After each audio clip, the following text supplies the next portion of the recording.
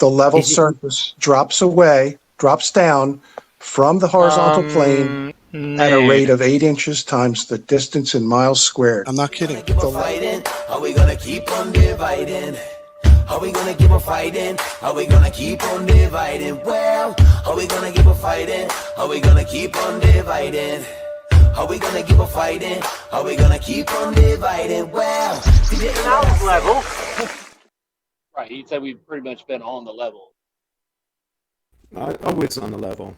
I would say that Euclidean geometry describes reality in a very logical sense. An axiomatic system describes it from the base up, starts from nothing and builds up to you have all of everything you know for how to make measurements and all of that sort of stuff. Triangles, circles, pi, all of that. Non-Euclidean geometry is not that. So I would suggest that Euclidean geometry is the geometry of reality, and non-Euclidean would be non-reality geometry. The place where you have to go in order to get parallel lines intersecting and straight lines bending. Well, in fact, straight lines returning back to themselves. There's no curve in a horizon or a horizontal, is there? A horizontal is definitely a straight line. Left to right, it would be so slight you cannot see it. We talked about this before. It's like a hula hoop. It would be so slight you couldn't see what? The straightness of a straight line. You couldn't see the bend in it. Yeah, because there isn't any. You're not saying that a horizontal has a curvature to it, do you? Are you? The horizontal certainly has a curve, just not in that direction you're saying. Sure.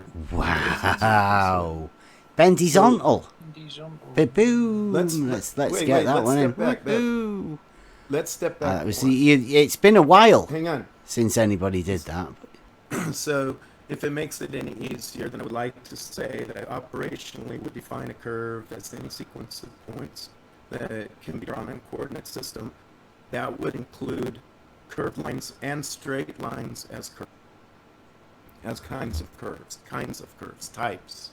No, dude, who's redefined a straight line as a curve? Who did that? Where are you reading this from, please? Oh, God, we went over this all too many times. I've never heard calculus. This. Yeah. Well, you probably didn't take calculus. Calculus is numbers, not straight lines. What are you talking about? How can you redefine a straight line as a curve in calculus? What are you saying? We're not redefining a straight line as curves. We're saying that a straight line is the case of a curve. A circle is a case of a curve. A wavy line is a case of a curve. They're all part of a superclass of curves. But they aren't all the same. Supercurve. Oh, that's a new one. Yeah, supercurve. Is that a straight line? Is a supercurve? New one for the board there. Yeah. Oh, God. I see you, ICQ. Good eye, mate. Good eye. G'day, mate. Is he Australian? Are you Australian? Not even. Sorry? Get your hands off your cocks. Is that a traditional Australian saying that? Take your hand off your fucking... Here's where he comes from. Phil, come on. Dr. Phil. You're representing science here, Phil. Doctor, professor. No Australia for me. All America. Oh, you're American, are you? Indeed. Which part? California. Okay. Representing. What part of California? LA area. Ah. That would be like most of Southern California. It's a pretty good space. San Fernando Valley. Oh yeah. Mm. Couple hours away from me. Oh. Where are you? In San Luis Obispo County. At the other side of the Oh, country, okay. that. Well, you're in the valley. You must be like a concave earther then. Yeah. That's probably it. My horizons all rise up from my eye level. Mm-hmm. It's funny because I see that when I drive to work, and when I get up on the overpass, we're a little bit high. I look and go, how come I can't see the horizon? I mean, why can I not find a solid horizon? I gotta get out to Malibu. Yeah, for real. Can you see the Catalina? Can you see Catalina Island if you go up there, or can you see any island? On a clear day, I can see Catalina if it's clear enough. It's You quite know a how ways long? off. You know, that's quite a far sight there, huh? That's like It's how about long? 25 miles 25 miles? at its How long do you closest. think? How long do you think? How far do you think that would be if for the curve? 25 For the miles curve. times 8 inch per square mile.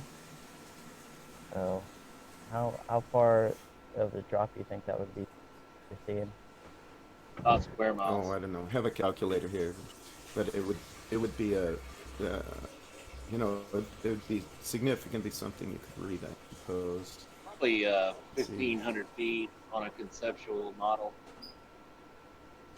Yeah, Yeah, has to be. I mean, But you can still see it though, isn't that but funny? not really. The tops of the mountains are somewhat higher than that. I mean, it's a pretty tall island. I bet with a P1000 you could see the shore. I can see all the way across Lake Tahoe. That's about 27 miles. I think, Yeah. is it 20? Yeah, it's around 27 miles. I can see the shore from shore to shore, right across. Well, maybe there's something else explaining. I don't know. I don't think curves actually go to level. I don't know. You want to start with a hard one? Do you have in your mind the concept of horizontals intersecting with each other? Intersecting? Yeah. Where I was in let off steam, I was going back and forth about horizontals and how many points it takes to define a horizontal. Oh yeah, that's right. I stand by. Yeah, and I'd stand by. It takes 1 point to define a horizontal. Yeah. On a vertical, yeah? On a vertical. Yeah. It doesn't actually have to be on the vertical, but that makes it a little simpler to visualize. Well, yeah, but like if you were to have another horizontal, it would be parallel to the horizontal on that same vertical, right? If it's on the same vertical, yeah. Yeah. The planes would be parallel. Yeah. Sure. Yeah, so horizontals are parallel then. Now, do you have the concept or the understanding that you can have horizontals that also intersect? Well, sure, they could be intersecting and be on other verticals, different verticals. What, a horizontal that intersects a vertical, but it's not perpendicular to vertical? Well, it would be perpendicular to its vertical. It wouldn't be perpendicular necessarily to another vertical. Ah, well, yeah, I can see where you're Headed. yeah, your brain is set up differently to be able to hold the concept of a fallacy. I mean, there's a lot of people, I think, have that. Well, which fallacy would that But that would be the fallacy of a vertical not being perpendicular with horizontal. No. A vertical would be perpendicular to its horizontal. It's not its But it- horizontal. It's different just vertical, a different horizontal. It's not necessarily perpendicular to all verticals because not all. Yeah, verticals are parallel. vertical and horizontal are perpendicular. That's that's what you've heard said, I agree. right? I agree. Okay. Vertical and horizontal are perpendicular. Yeah. But if there are more than one vertical and they're not parallel, then their horizontals won't be parallel. They would both be perpendicular to the horizontal, though, wouldn't they? To their own horizontal, sure. Well, what about if a horizontal goes for like a mile and it has two perpendiculars at each end? One at each end, sorry. You could put two at each end if you wanted to. Sure, if those horizontal, like the verticals are perpendicular to the horizontal, they're both perpendicular to the same horizontal, then they must be parallel. Mm-hmm. But then, if they are not parallel, then horizontal wouldn't then they wouldn't be perpendicular at both to a particular horizontal. Oh, okay. So where have you ever heard that vertical and horizontal aren't perpendicular? How many people have you ever heard say that? Oh, I don't hear them say that. And we're talking. But you just did. At this point, yeah, okay. I've seen one say that. That would be me, and the reason I say that is because if you have two verticals and they are not parallel, and you have a plane horizontal to one of those verticals, then it won't be vertical. It won't be perpendicular to the other.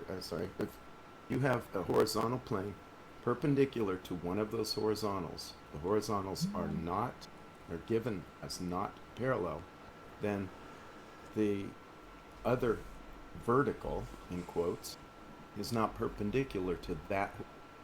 It has its own horizontal that it is perpendicular to. The first vertical wouldn't be perpendicular to that, so there'd be two horizontal, two vertical. Okay, well, that sounded pretty confused. Are you in the debate discussion? Because this is a little thing we've been working on just recently. And Okay. Can you see it? I've got DP to do that for us. I'm getting a t-shirt made of it. It's cool, isn't it? I can't see where it's somehow I got popped in.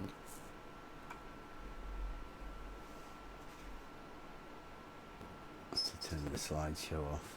Go back. Yeah. Okay, so is this in let off steam? No, it's in debate discussion. Debate. Not that we're having a debate. I think just that was what the place Just I put a it. discussion. Yeah. Just having a Okay, so discussion. it's this picture of A is parallel to B.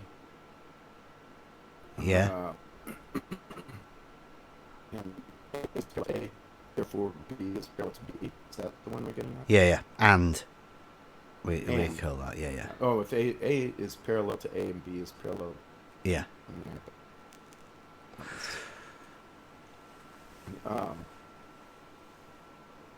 So would you agree? Would you agree with that? Sure, it seems if A is parallel to A and B is parallel to B, well, what are A and B in this case? What do these symbols represent? Yeah, it's just Like- if like you just if A is parallel to B, right, then anywhere you position A will also be parallel to A. Right, it can never not be parallel. It's just it's a very, very, very simple logic thing that reinforces the original statement to make it sort of, to get you to try and falsify it, right? That's what logic does, isn't it? Yeah, we look for false evidence. Yeah. So if A is parallel to B, A is certainly parallel to A. It's just like A1, A2, or something different, for example, or two different lines. Yeah. And B is parallel to a similar B. Yeah. And because the A is parallel to B, and of course A is parallel to other versions of A, B is parallel to other versions of B, then I would say that it seems to me that A parallel to B. Yeah. It's just like if they're parallel, then they're always going to be parallel. There's no way that either of those lines could ever get out of sync of that parallelness, right? Yeah, well, I mean, we're assuming, at this point, I see a problem with this.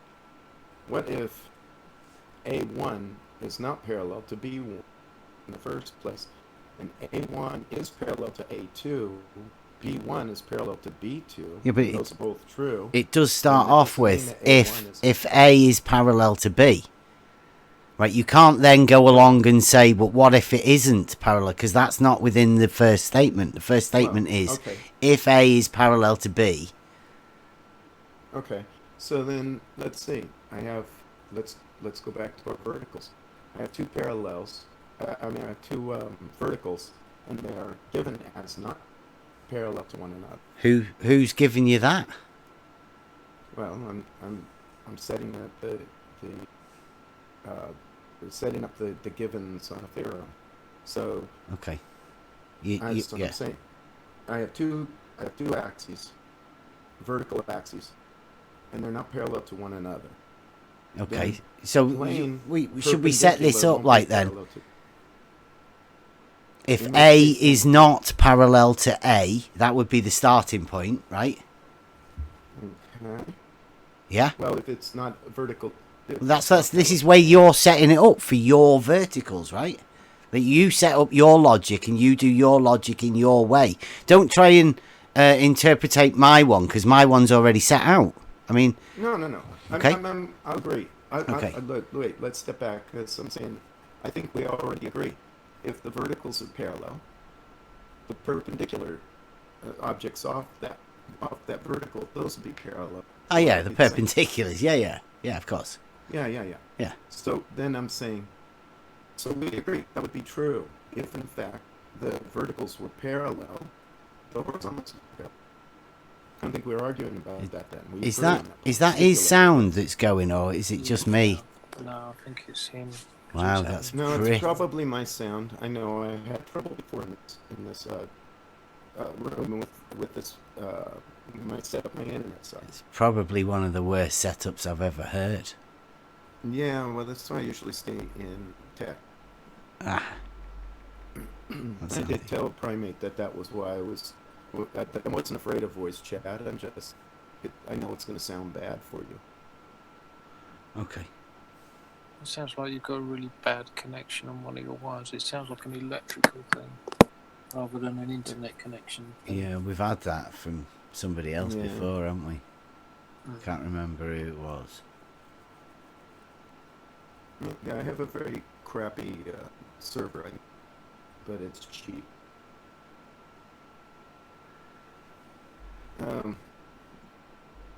So anyways, we stipulate that if everything's parallel, the perpendiculars are parallel. That's reasonable. I can accept that. Okay. Now the question. But in fact, if they are not, which they would not be on a curved surface, then we're getting into non-Euclidean geometry, and all the simple plane geometry bets are off. The axioms go away. Right. Well, I just sort of say that if you look up, and I would say, let's just say A is horizontal, one of your lines that you talking about, the perpendiculars, then B could be the horizon, couldn't it? Because, I mean, that's what horizontal is, isn't it? It's parallel to the plane of the horizon. Parallel to the plane of the horizon, which on a curved surface actually it cuts through the flat part of the chord. What? The horizon cuts through the horizon flat part of the chord. Of a chord. In other words, right? the horizon, the plane of the horizon goes below your feet on the Earth, because the Earth is curved, or on a curved surface. So all right. So you're saying the horizontal is parallel to a curve? No. That sounds stupid, okay, doesn't it? So horizontal is parallel to the horizon, which is a straight line, must be. If horizontal is a straight line, they won't have got that wrong in the past, will they? Yeah, I'm not saying it's not a straight line to the horizon. So if A is horizontal and B is the horizon with this logic thing we've just gone through, then that would make horizontals parallel to the horizon, also parallel to themselves, and therefore there would be no chance of them intersecting. So logically, anyway. So we're defining the horizontal as your line of sight to the horizon. Yes? But a horizontal is parallel to the plane of the horizon. That is. Okay. So your line of sight would then, you're not looking at the horizon, you're looking above the horizon, true? A horizontal can be at any point, can't it? I mean, that's how surveyors work, right? They measure a vertical change. So you're not looking at the horizon. It's like you said at the beginning, that you just need 1 point for a horizontal, and you measure on the vertical. So that vertical distance between the horizontals is what we call a change in elevation. Yeah, that's what surveyors measure, right? Mm-hmm. Mm-hmm. Yeah, that's the change of altitude, precisely. But yeah, so what I'm saying is, your line of sight to the horizon, that's not your horizontal plane you're talking, right? No, it's just parallel to, isn't it? No, it would be. So horizontal is definitely parallel to that. I'll go and get it on the site. A couple of definitions. The plane of the horizon crosses below your feet by accepting what I just was saying. Sea level, normally, isn't it? The horizon would be below. It actually is going to cut below the surface of the sea. No, it would be sea level normally, wouldn't it? Especially if you stood at the side of the beach and you're looking out and you're seeing a horizon, a flat horizon, with no land or anything. Otherwise, you'd have a topographic horizon, and that wouldn't really be horizontal, would it? But it would be parallel to it, because that's what horizontal is. It's parallel to. Okay, so I'm just trying to establish this line from your eyeball to the horizon is not going to be a line parallel to the plane of the horizon on a curved surface. I don't know what, like on a curved surface, what? If I could, you mean me stood on a hill? We're looking out at the horizon. No, that curved surface. Yeah, but the curved surface, you could be standing with your toes in the surge of the ocean, and you would still be higher than the horizon. Your eye level would be higher. Yeah, of course it would. Eye level would be a parallel. Yeah. It would be the same height as your eyes are away from your feet, from where the water was touching your feet. Mm-hmm. Yeah? Yeah. And that's bloody hard to tell at a long distance, of course, but that's why sometimes it's better to have greater altitude. It's easier to see curve. But then... To see curve? To see the curve, sure. Yeah, I'd turn around and like I say, there was a bit of a hill. There's curves everywhere. There's no curve in a horizon or a horizontal, is there? A horizontal is definitely a straight line. Left to right, it would be so slight you cannot see it. We talked about this before. It's like a hula hoop. It would be so slight you couldn't see what? The straightness of a straight line. You couldn't see the bend in it. Yeah, because there isn't any. You're not saying that a horizontal has a curvature to it, do you? Are you? The horizontal certainly has a curve, just not in that direction you're saying. Sure. Wow. Bendizontal. Ba-boom. Let's get that one in. Let's step back. It's been a while. Hang on. Since anybody did that.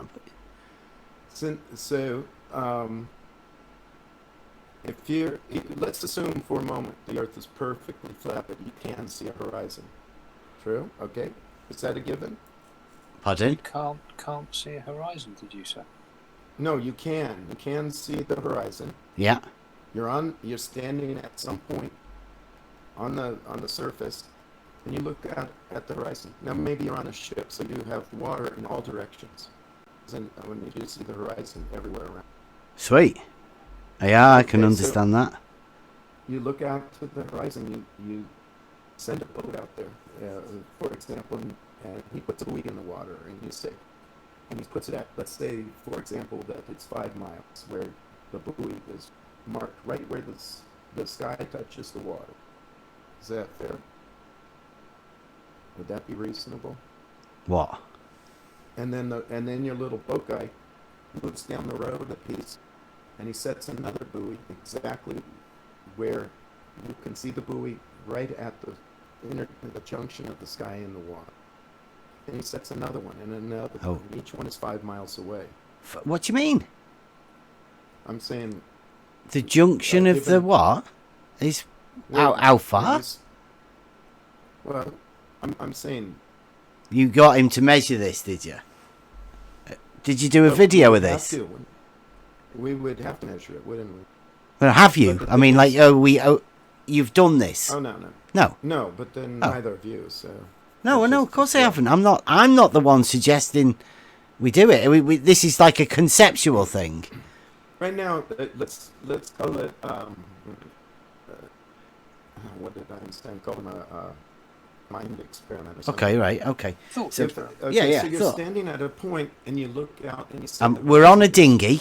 I'll help you out. We're on a dinghy, and you've gone and you've measured 2 10-mile... Was it mile or kilometre? 10 mile. It really doesn't matter. 2 10-mile straight lines that are perpendicular to each other. And at the end of each of these, you've placed the buoy. How tall's the buoy out of the water? I don't care how high would you like it to be. Perhaps a foot. A foot. So okay. Right. Something. Yeah. Something so we go and position ourselves in the middle. Well, we start in the middle.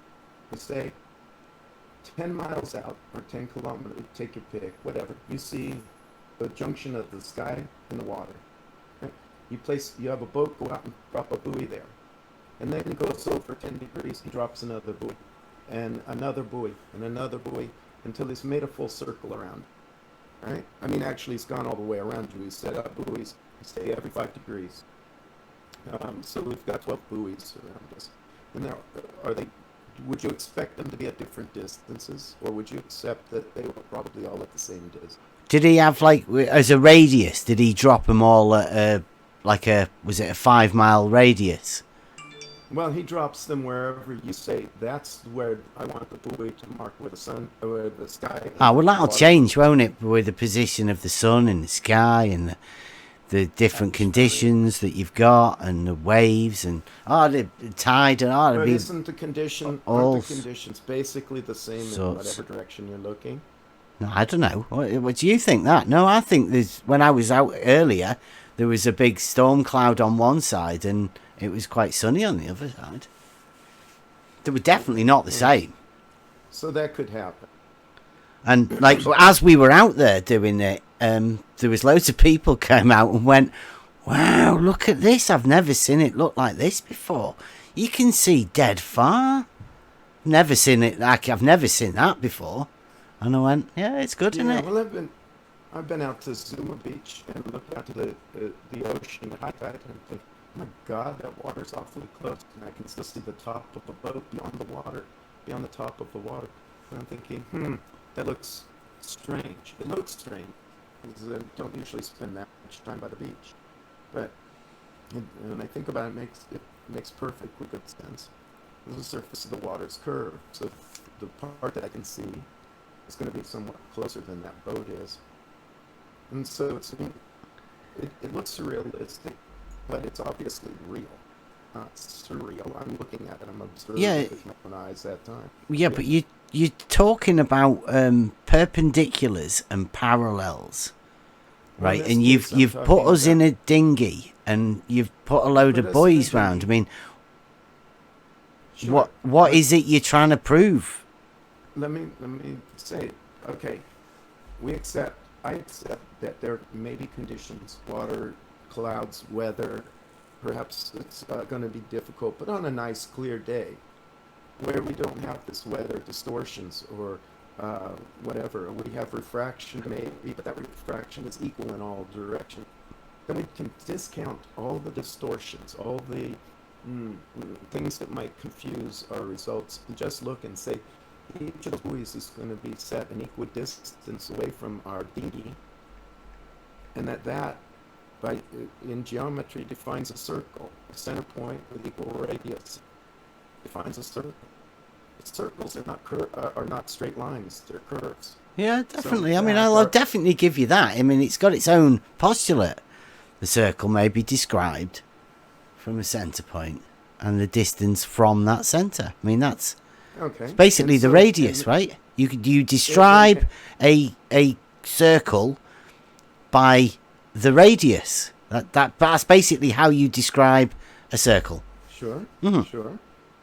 A center point, a radius. It describes a circle. So it's a straight line, circle, right? So there's a difference between a straight line and a curve. For that very reason, you need a straight line in order to be able to make a circle or curve. Okay, so the point is that circle is horizontal. That circle is not a straight line itself. The circle that defines the horizon, that line of buoys that go around you.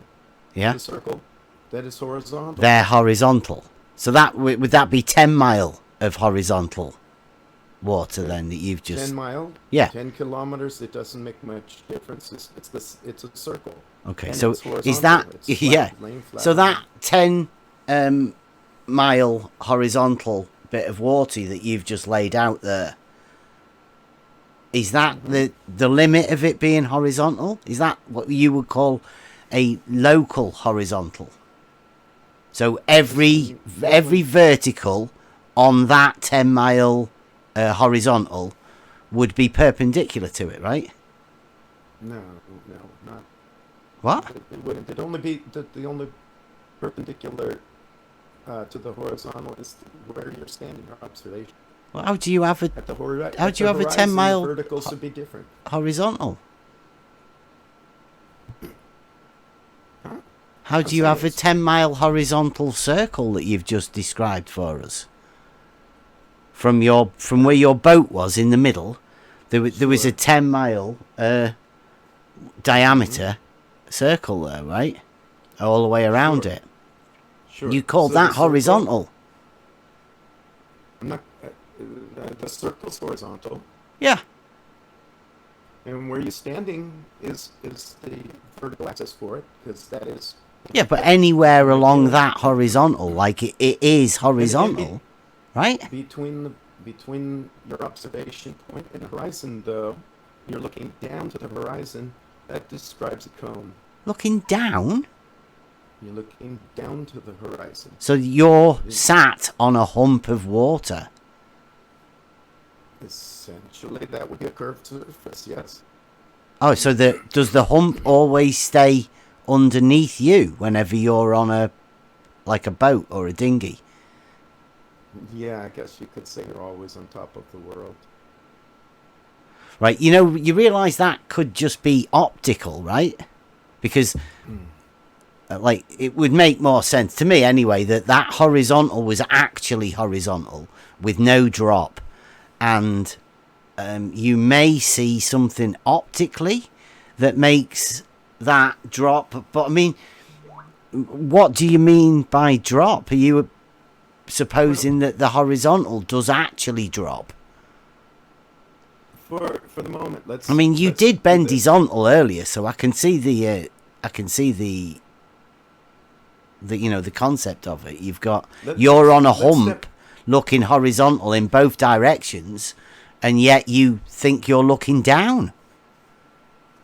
Wouldn't you be even on a flat Earth? You're looking at the horizon. Let's say the Earth is perfectly flat. The horizon is flat with the bottoms of your feet. Yeah. True.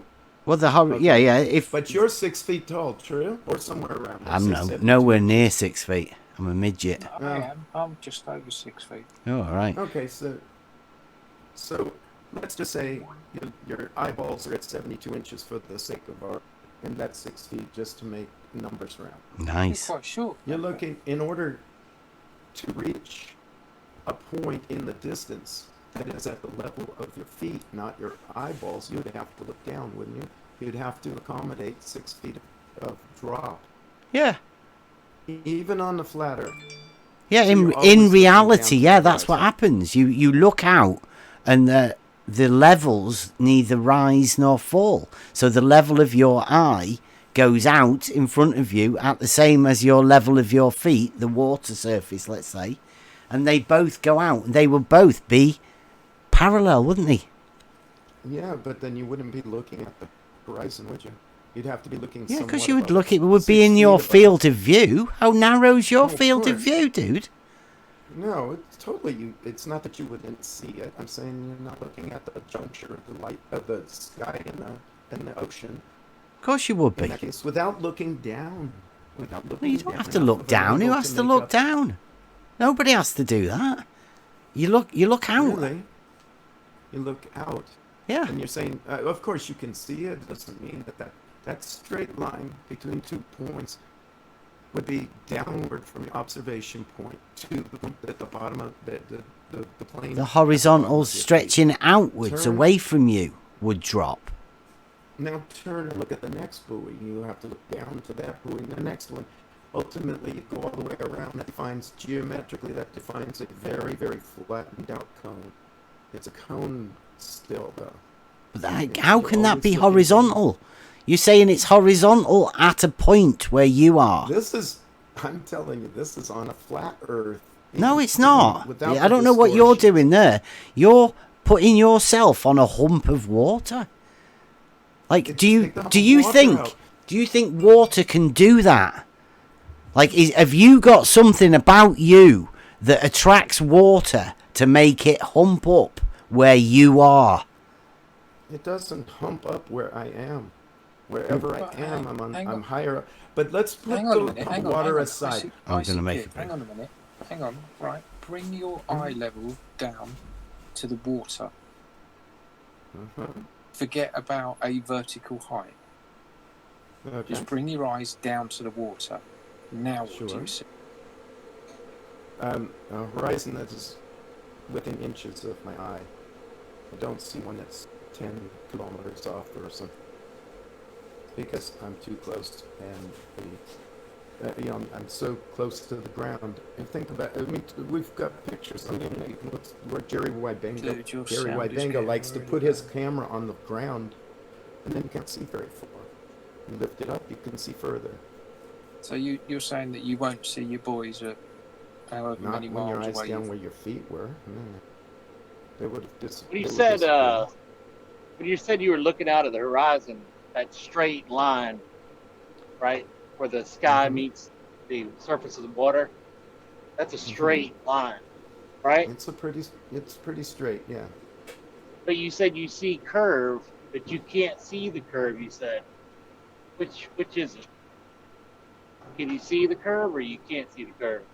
You mean to look at the horizon left or right? No, I'm saying you can't see that curve. You think it drops away from you? I think it drops away from you, but there's another curve, a horizontal curve that's what I'm describing. A horizontal curve, did you just say? Yes. Oh, thank you. You're welcome. I'm glad I could explain this to you. You see, Excuse me. Yes. Yeah, I took a auto level to the beach. You know what an auto level? Have you used an auto level before? Do you know what one is? Yeah, for like it's a scope you look through, horizontal plane. Theodolite? Kind of like that, but it's not the same. I'll get a picture. Or are you talking a water level where you line up the No. the beads? No, it's a site level. So yeah, what I did was set it up, and I was above sea level, but not that far. This handsome chap here. And I panned around, yeah, on the across the horizon where the sky met the sea, and each side I was limited with the distance, but the distance was 20 miles, and you know I've been up to I think it was like 15 feet, and I've got to go again and try again. But basically, I pan around 360 degrees from that place that I was, and so I took the footage back, looked on the on the computer, and just measured down to the gap between the horizontal line and the horizon. It was the same as you pan around from left to right. There's no drop from left to right, according to this, to what when I did that little test on. Okay. And yet, there was a distance between your scope's level and where the horizon was in the distance. Yeah, but for the 20 miles that I was seeing, there was no difference from the horizontal. Okay. So, let's put what I wanted to say, let's put a pin in this hump of water thing that we were talking about, and just assume that the Earth is flat as a pancake flat. If I'm standing up at, let's say you had the prongs of the tripod sitting in the water on your flat plane, right? So it's right there at say 5 feet They sat on the water on a flat plane. Are you on a flat plane? Yes. But on the water though, I mean, you do realise the water doesn't matter what's underneath it. The water will establish a horizontal plane of reference on its own. Okay, well, that's a different debate. I'm setting that part aside. I'm saying, in other words, let's assume that what you're saying is true, that the water is a flat and level plane. At the same time, flat and level plane. From your point of observation on the scope, which in this picture looks like it's maybe 5 feet above the surface that it sits. Then, from that point of view, if you point that out flat level, then it's just horizontal. Pointing at a point, you would be pointing out at a point some above about 5 feet or 60 inches above the actual intersection. And you said you saw that. I'd suggest that, like, if you could say you find the elevation of the land at that point, then you could say add the height of the level to that, and then you could say that level establishes a plane of reference at whatever height above sea level. Let's say 350 feet. Okay. Yeah. So that plane of reference would be parallel to the sea level at 0, but just at a different elevation. Okay, so stipulate.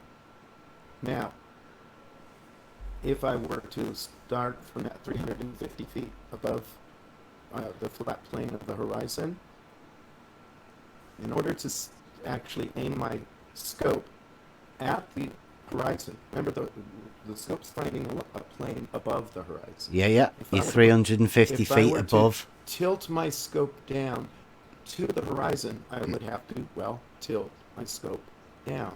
Yeah, yeah. And as I turn it, it would be tilted at that same angle. You all can't, the way around. an auto level, you can't tilt down though. So it just establishes the horizontal plane. Would be no, but you're right that you would have to tilt it down because the sea level is at a different level than eye level. the level of the scope of the auto level's making. Okay. So this kind of is what I'm getting at. As you're looking at the circle of the horizon around, Yeah. in order to aim your scope, your point of observation, to the actual horizon, it would have to slope downward, at least some small, very tiny amount, but it would have to slope downward. That is and that as literally. you go around looking at the horizon, you create. It's literally what you do with these tools. You measure That's fine. a difference in elevation from the horizontal plane of reference of the land, right? The land, you measure a distance from the scope, right, down to the floor. And that gives you a vertical distance. The problem is, Bev, just one more point, is just that these distances that people were imagining, they're using these instruments for distances further than what they're actually designed for. Yeah. You're only designed for about 100 meters, right? But everyone's been showing, like these long observations with these tools. Yeah. You wouldn't, there's no measurement that you would ever need to measure the horizon as a surveyor with one of these tools. There's no job anyone would ever give you, right? They just take it for granted. It's like an axiomatic thing, right? That the horizontal is parallel to the horizon. Other than that, the surveyors don't really have any reference to the horizon ever. Just the horizontal. That's it. And these tools... That's not what these tools were made for, right? These tools are made for, measuring a difference in elevation. That is what the tools are made for. Which is why there's surveyors come in pairs. One of the guys holds the stick at a distance. The other guy measures the offset from a reference. Yeah. Yeah, I've done a little surveying when we were rebuilding my house. I got a pretty good clue of how to make the marble roll on the floor. Now you wouldn't do anything with that tool from 6 miles away, would you? You wouldn't try and level a brick or something, or sort you to see how the water is, the water levels. I'm saying that these tools probably could be used for certain things like that, and they have been, but that isn't normally what I would do. Oh. No. I don't actually have a theodolite handy, but I probably could lay hands on one, but I don't really think I really want to go to all the trouble. When that tool makes a horizontal frame of reference, right? Surely all the verticals on that horizontal frame of reference must be perpendicular to it, right? A vertical that is perpendicular to this reference frame would only be the one at the observation point, just because the surface of the Earth is curved. Most of them nearby are going to be very close. It's going to be hard to tell the difference. So did you say that they are perpendicular then, or did you just say very close? So not perpendicular would be would be the statement, right? Is that a vertical defined as what you would get with a plumb line, a string and a weight? Yeah, would be slightly different at your observation point than.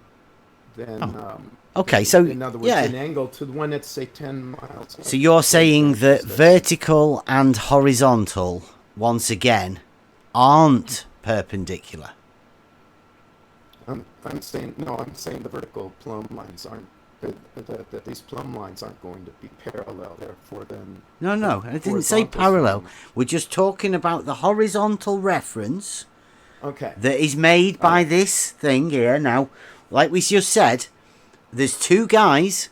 One of them holds a stick. Now, his stick is vertical, right? It has to be vertical because you need a vertical measurement in between the horizontal planes. One of the floor reference, and then one of the reference of the auto level. And the distance between them has to be vertical, because that's the shortest distance in between those two planes. It's perpendicular to the horizontal, right? That's vertical. Vertical is defined as perpendicular to horizontal.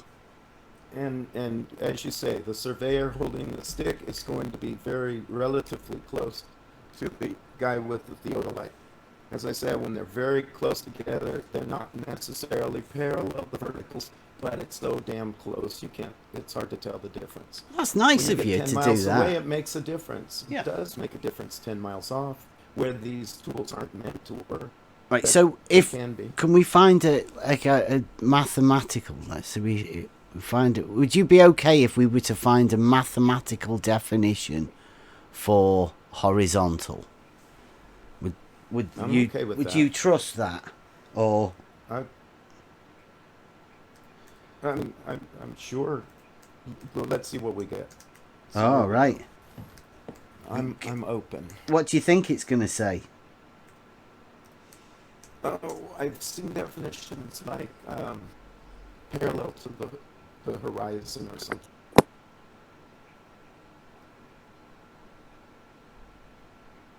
Oh, okay. Maths open reference. Is that okay? It says in geometry, a horizontal line is one which runs left from right across the page. Comes from the word horizon in the sense that horizontal lines are parallel to the horizon. Its cousin is the vertical line which runs up and down the page. A vertical line is perpendicular to a horizontal line. A line will be horizontal if any 2 points on the line have the same y coordinate. We call that z, right? Well, usually verticals are usually y's and horizontal x's, but that's in a two-dimensional coordinate system like most of plane geometry. Yeah, and in three-dimensional, you lie that flat down and you add the z direction, right? The z axis perpendicular to both of those two. Right, so that's your vertical. Forward, backward. That's your vertical. Your y turns into forwards, backwards, and your x. Well, it depends what your reference frame is, but the z is your vertical reference frame now in three-dimensional. Okay, so right. You can operationally define them as however you like. So z-axis. I did see a Star Trek movie where they said for the first time they thought in 3 dimensions in that movie, and they were trying to attack a con from cloud. They said those so many kilometers. Well, that's really bad. I don't know what's happening to your sound there. Oh, I don't know. I can't hear it. Anyways, yes, they used the z-axis as vertical in the movie. I suppose there's nothing wrong with that. So then horizontally, I love that though, because that means we have x and y in the horizon. Horizontal. The horizon is defined as x and y, and vertical only by z, right? Or z. So there's no way that they could end up, those axes points couldn't end up intersecting with each other, could they? I mean, that would throw all of those axis points off, wouldn't it? Because they're meant to be perpendicular with each other. Vertical and horizontal are perpendicular to each other, and the z-axis is also perpendicular to those two axes. So all three axes, right. X, Y, Z, are all perpendicular to each other. Exactly. We call that 3 dimensions. Yeah. Okay. Which isn't, and thus that's why 3 dimensions define a point. Yeah. Now, can you imagine how you could get one of those axes to intersect with itself? The axes don't intersect with themselves. Okay, but horizontal is one of those axes, right? a curve, or a curve. In this case, I'm using the term curve to even mean straight lines. Straight lines is a curve without any deviation. So a curve drawn on a graph intersects those Hang on. axes. Yeah, he's preparing bendizontal. That was a good Go one. back again. Say that again. Oh, in a generalized definition of a curve would be pretty much any line that you draw, including straight lines. Straight lines is a special case of a curve. A straight line is not curved, is it? A straight line is a special case of a curve. Straight The way a line square. does not curve, does it? It does not change direction. It does not curve, does it?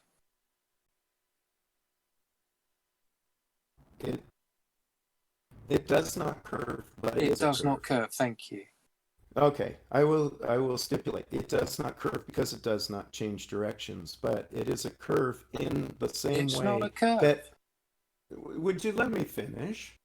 How can a straight line be a curve? In the same way that a square is a rectangle, even though a square has equal sides. A rectangle. A square has is a special case of a rectangle. With equal sides, geometry? and a rectangle does not have equal sides. A rectangle is not defined as having unequal sides. That's not true. It has Look two at the definition. It of has equal sides. A rectangle has 4 90-degree corners. So a rectangle is defined by its corners, not by its sides. Look it up. Look it up. What? No. A square is also defined like that. So you would have to differentiate. Well, that's how you differentiate a rectangle then. Not through the right angles, through the sides. A square is a rectangle. A square is a rectangle. It's a special. We're playing silly games here. We're playing straight lines curve and other shapes are other shapes. Guys. Yeah. Are we going to go to triangles or circles soon? No. Oh, please do. Triangles are shapes. Triangles are shapes. Squares are shapes. Rectangles are shapes. They're polygons.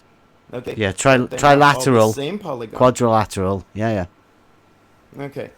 So, but look up the definition of a square and a definition of a rectangle. And they're gonna find that what I'm saying is. No, what I'm saying is you should look up the definition of a straight line before you start telling anybody it curves. Do you have any definitions?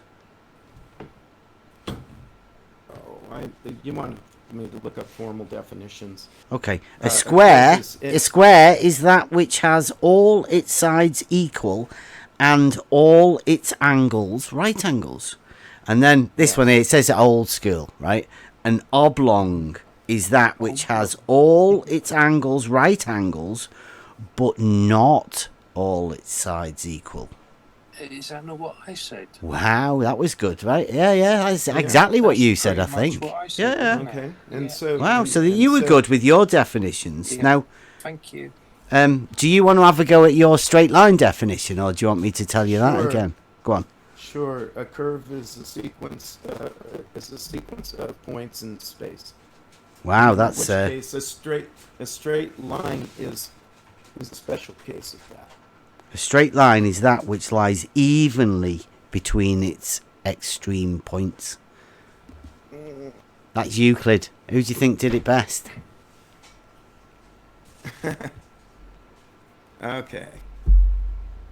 We're quibbling over terms. It's straight lines, dude. We're not quibbling over it. You're being a moron and trying to curve straight lines. Yeah. I'm not curving straight lines.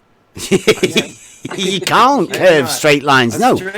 You've just got to you're trying to put the concept of straight lines curving into your head or into our heads. Oh my life. See what I'm saying? We're quibbling over semantics. No, you are quibbling. Yes, semantics. The definition's a word? Yeah. What's wrong with the definition? You got to define terms, right? So we understand what we're talking about. Absolutely have. Okay. And In fact, there are your formal definitions that Euclid came up with, and in the case we define operational definitions, and that's considered fair. So if it makes it any easier, then I would like to say that operationally we define a curve as any sequence of points that can be drawn in a coordinate system that would include curved lines and straight lines as kinds of curves, types. No, Super- dude, it's a who's super category. redefined a straight line as a curve? Who did that? Where are you reading this from, please? Oh God, we went over this all too many times. I've never heard calculus. this. Yeah. Well, you probably didn't take calculus. Calculus is numbers, not straight lines. What are you talking about? How can you calculus doesn't use redefine a geometry? straight line as a curve in calculus? What are you saying? We're not redefining a straight line as curves. We're saying that a straight line is a case of a curve. A circle is a case of a curve. A wavy line is a case of a curve. They're all part of a superclass of curves, but they aren't all the same. Super curve. Oh, that's a new one. Yeah, super curve. Is that a straight line? Is a super curve? New one for the board there. Yeah. Oh God. All right. Straight the super curve. Here he comes. I like that. Put a cape on him. Oh, I would like that. Do we have a cape? I don't know. Sounds like a super fishy. Yeah. Yeah. He's going up there with super fishies, I think. He could be his sidekick, couldn't he? Okay. So you guys don't really like my operational definition. No, straight, dude. If you try and come into any Discord server, and like, how many times have you ever done that? You come into a Discord server and try and convince somebody that a straight line is actually a curve, right? I mean, it takes debating and like talking to people to a brand new level, right? Yeah, I guess so. It seems. And this all started because we were talking about parallel lines not intersecting, and somehow you've sort of melded that into bending straight lines. I mean, if I didn't know any better, right, I would say Fight the Flat Earth has got something to do with this, because parallel lines intersecting and straight bendy curves all seems very much like Fight the Flat Earth geometry. To me, anyway. It's ridiculous. Hang on. That was I suppose so. Did I hear I suppose so in the background? You probably heard I suppose so, because it seems that we're going around in circles, and I'm ready to concede the point, but I'm not even being allowed to. Here's the thing. Can you do me a talking favour? non-Euclidean geometry, and can you do me a favour? Can you just unplug your mic and then plug it back in again? See if that works. Because your crackling is getting worse and worse. All right, let me give it a second. I'll come back in a moment.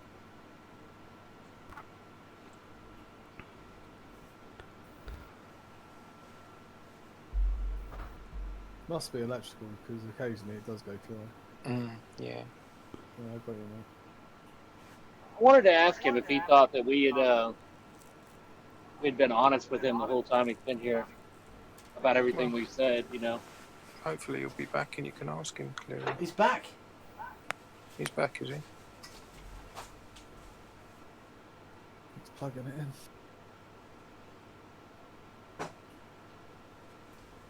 It's probably the worst mic I've ever heard on it. Yeah, for sure. One. Even your echo's better than that. Spot on. Yeah, your constant gibbering. Meow. Saucer of milk, table 2. Make sure you got a mask on. That was funny. Your constant gibbering.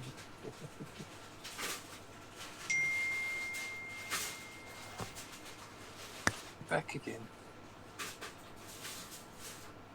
I completely broke at this point. Oh, is it? It's coming up green, so you're getting the green but no sound. Hey, ICQ.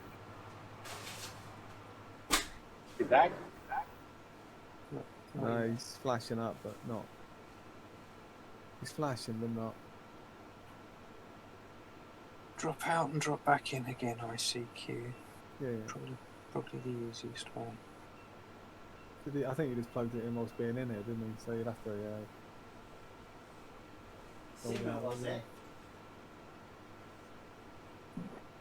Let's ask him if there's any definitions that we've asked him to bend or change the meaning of.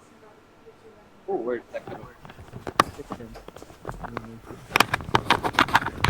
Oh, solid green. Oh no.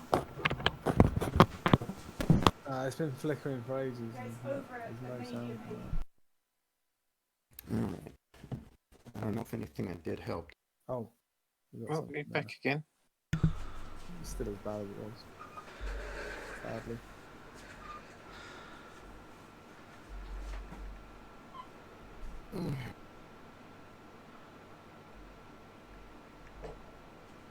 It does occasionally go clear, but not very often. Are you gonna put the sausage in I think it has more to do with my internet server. Nah, it's not. No, it's electrical. It's not an internet connection thing. It's distortion with bass.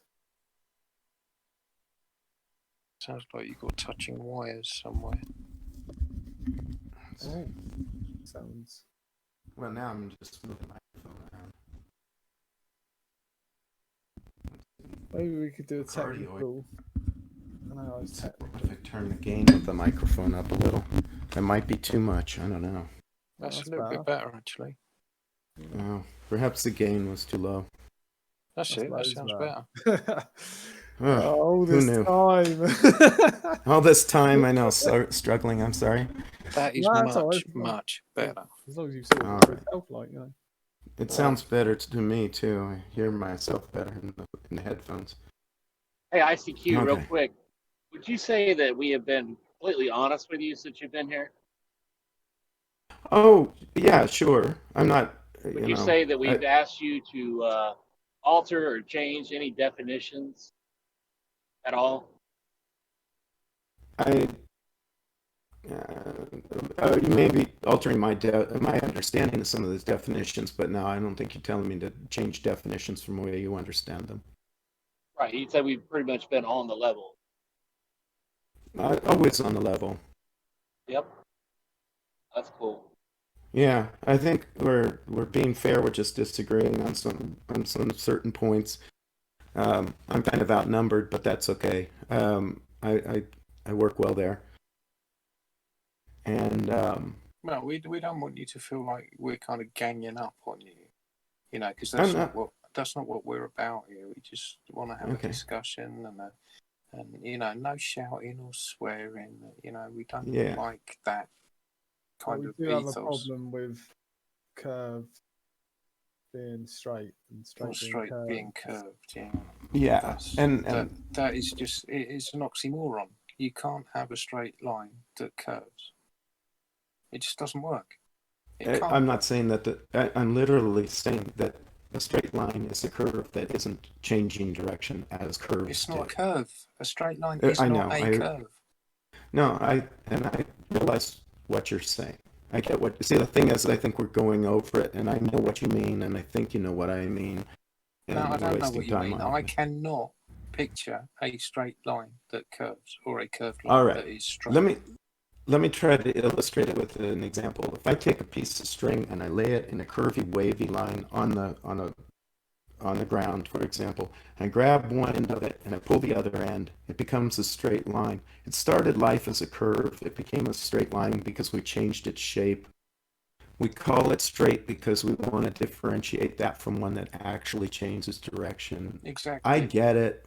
That's kind of what I was getting at. Because it is a line that is a name that differentiates between that which is in a constant direction and that changes direction.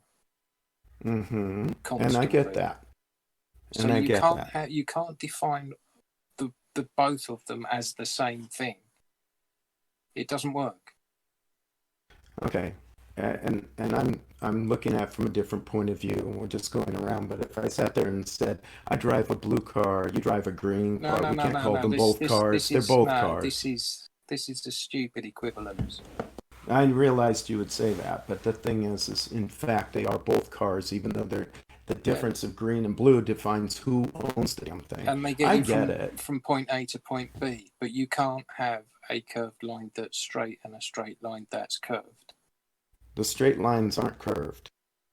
But exactly. I didn't say straight that they lines were aren't curved, and curved lines aren't straight either. And curved lines aren't straight. And see, I agree. It's simply labeled all sequences of points that you can draw on a grid system as a curve, because that's how we did it in calculus. Well, calculus is numbers. It's nothing to do with straight calculus lines. Uses analytical geometry. It uses geometry. That's why we have. That's why we talk about drawing in a numeric form. It's numbers. I don't know. We drew a whole lot of geometric shapes based on formulas. Yeah. But based they were on numbers, drawn in, exactly. Even in algebra, you had to draw on grid papers and show inequalities as a graph, a picture. Okay, it's all math. Geometry requires math. No, it doesn't. And requires geometry doesn't even require numbers. It does require numbers. No, right now we're. In what way does it not? There are no numbers in the elements. In the elements, I see. Okay. So we're going to base it all numbers? On. You can form geometric shapes using a compass and a straight edge. You can, trisect an angle with a compass and a straight edge. That's a construction, but dude, you can't trisect an angle. You know that it's been proved impossible. Right, so why are you trying to ask somebody to do something that's been proved impossible? Bev, you can trisect an angle, but you have to use a protractor. You can't do it with a compass and a straight edge, and it is geometric. Yeah. Those are geometric tools, a protractor. And an angle measures. An angle is the inclination of one straight line to another, because both edges of the angle must be a radius, right?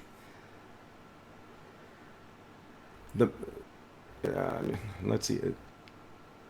An angle doesn't require a radius, but a circle or an arc would, yeah. No, the angle is you become the center point, don't you? And then the angle is the inclination of one point to another. Two straight lines radiating out from your central point. Okay.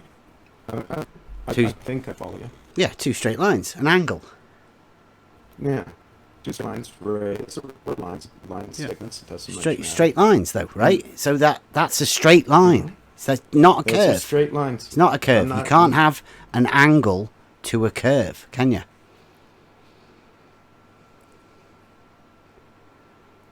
Yeah, I'm okay. I don't want to go down that rabbit hole, but yeah, I see what you're saying. That rabbit hole? That's it. Well, yes or no answer. Can you have an angle to a curve? An angle to a curve, yeah, but it's not plane geometry. It's not Euclidean geometry. So I don't really how do you measure the angle to a curve?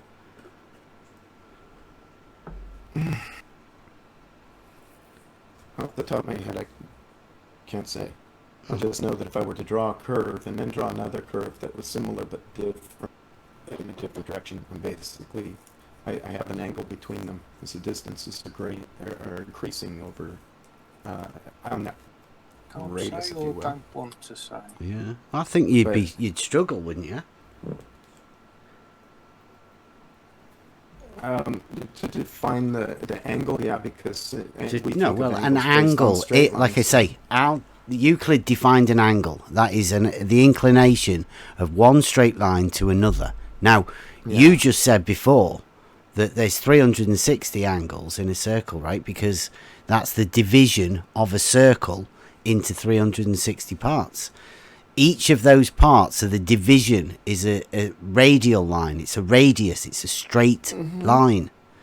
Yeah, and Right. they're not parallel. They intersect. No, in the yes, center. no, but that's an angle. Is the inclination of the two straight lines. So Sure. how do you measure an angle to a curve if you need two straight lines for an angle? You have to redefine what an angle is in order to measure it to a curve. Okay, Bev. Start with that. Okay. All right. I see what you're saying. And you're saying that the definition of angle is the difference of inclination between two straight lines. Thus, if they're not straight lines, there is no angle. There's something, though, isn't there? If I were to take a point on and put my compass on a spot on my paper and draw an arc. Now I move my compass point over a piece, and I draw another arc that intersects the first arc. Yeah, you're making vesica Pisces. Those are two curved lines, right? And yet they It's a deviate like circle. angles do. Yeah. No. There's two. No, they're from two different centers. Yeah, no, but two circles, they're definitely circles. curved lines, yes. And they're definitely curved lines, and they open up and have something that that's similar to an inclination, but Yeah. we can't call it an angle. So whatever we call it, maybe we call it a sangle or something. I don't care what we call it. But Well, we you have define something it that's then. measurable. I mean, in this new geometry that you're helping fight the flat Earth make, just add that in there. I mean, I'm sure he'd be well happy. A sangle, did you call it? I don't know. I just made it up. Maybe that Sounds was good. I good mean, anyway. he'll have How that. would you spell that? Sangle. A sangle, I think it would be Cangle because it would be a circular angle, right? Ah. Maybe we call it Sirangle. I don't know. Again, just making it up. Yeah, you are. But, well, I am, and I'm not arguing that would be just making it up, and it sounds silly because I'm just making it up. Yeah, you realise what you're going up against, though, as well. You're going up against Euclid. Yeah, that has never been done. Well, you are. You're just sort of dismissing what he says, and like as you say, just making it up. I'm just making up that name. I'm sure I'm not the first one to think of it. There's the whole field in mathematics called non-Euclidean geometry. I'm sure you're well aware that all of the axioms of plane geometry are thrown away, and then you have to start over for non-Euclidean geometry, which is not based on planes. It's three-dimensional geometry, not just two. Euclid does solid geometry, does three-dimensional geometry. Yeah, I know. There's a certain amount of three-dimensional stuff in there, but non-Euclidean geometry says, amongst other things, that the shortest distance between 2 points is not necessarily a straight line. But in Euclidean geometry, it absolutely is axiomatic that the shortest distance between 2 points is a straight line. How can the shortest distance between 2 points not be a straight line? Could you just explain that to me?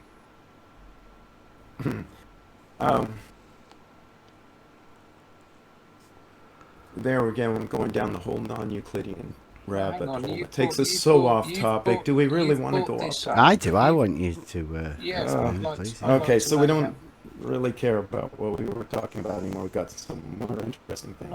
Yeah, I'd like you to explain how the shortest distance between 2 points isn't a straight line. Okay. The trouble is, I guarantee you'll disagree with this. But if you were, just because I've seen it done a million times, so we're going down something that's going to be a big old debate. But if I were to bow towards Mecca from Los Angeles, I wouldn't just face east. I would have to face quite a bit further north of east Now, I don't bow towards Mecca, so I don't know the calculation off the top of my head, but I bet you I could find it. I know that the Muslims do. They have a little chart, a little protractor thing that they do to figure out which way to lay their prayer rug. And that's because they have to account for the curve of the earth. Is that the sun? Or...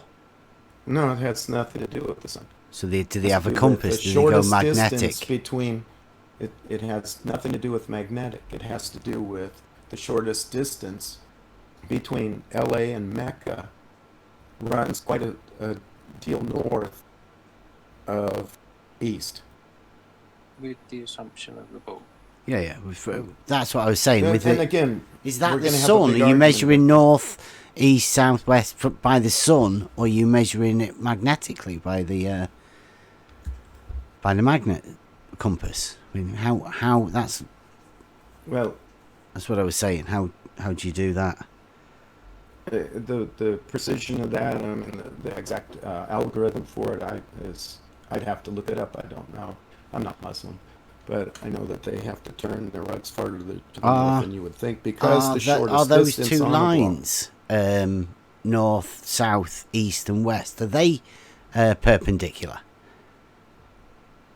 North, south, east, and west. Yeah. They're perpendicular to one another. Sure, why not? But perpendicular is two straight lines, right? It's the relationship of a straight line to another straight line at right angles to each other. Yeah, well, wherever you are, they would be straight lines, wouldn't they? So you think north and south and east and west are two straight lines?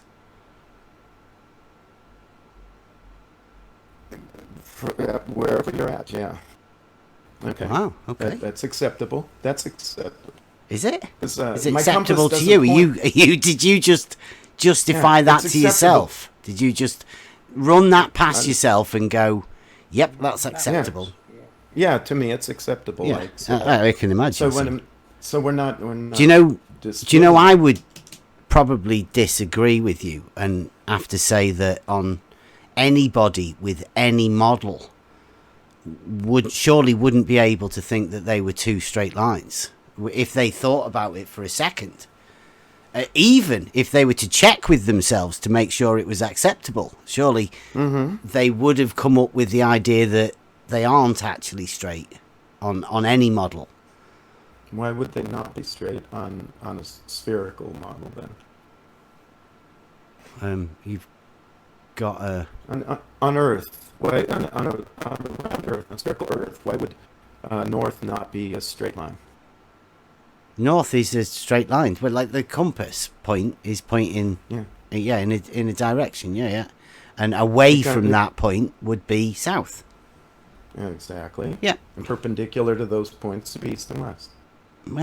No. See, east and west would be like a circular thing all the way around that northern point, wouldn't it?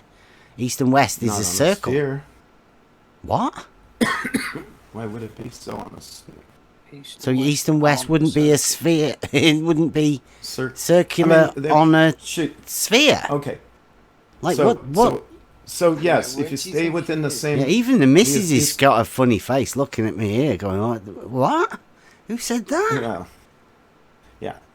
I get that. In other words, this east and west would head off in a straight line that bends downward from where you are. They're recurve, aren't they? They're like in circles, both. Yeah. They curve in both. Circular all the way around a central point of the north. That's literally what they do. So that can't be a straight line. Or do you have a concept of being able to make that circle into a straight line? I'm trying to stay away from the fact that it's straight in one direction and curved in another, because in fact you'd say then that's not a straight line. Yeah.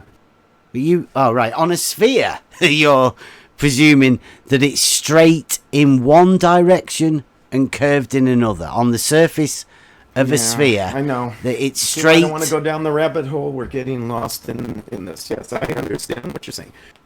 If I take a circle, it's totally flat in one dimension, right? On its Z dimension, as we say. But it is curved on its X and Y. But it's straight. It's straight. Absolutely straight. No, it's curved. If It's every line absolutely on the straight surface across of the a plane. sphere curves away from every point. On a sphere. Okay, fine. Yeah. But let's just back up to a circle, just a circle. Draw a circle What, on a piece what of paper, dude? lay it flat Are on the you table. doing it? Are Is you that a flat earther? You putting a flat Hang map on. down there? Is that what Hang- you're doing? You want us to look at a flat map? A circle. A flat circle? Yeah, fair enough. I Take mean, the circle. If to you. the circle is flat, right? Typically flat. You could have them bent, but they're not. It's not. I'm going with you as far as I can stand. Okay. You take a circle. You go Draw a with circle on a us. piece of paper. Yeah. Lay that piece of paper quite flat. Now that circle is flat only in the horizontal. It's curved, horizontally curved everywhere else. It's But it is horizontally flat in one dimension. curved. What? It's curved in the horizontal. Put it up on the wall, then it's curved vertically. It's It curved doesn't make much vertically. difference. Oh, love it. Yeah. I'm sorry. Yeah. I know you're recording.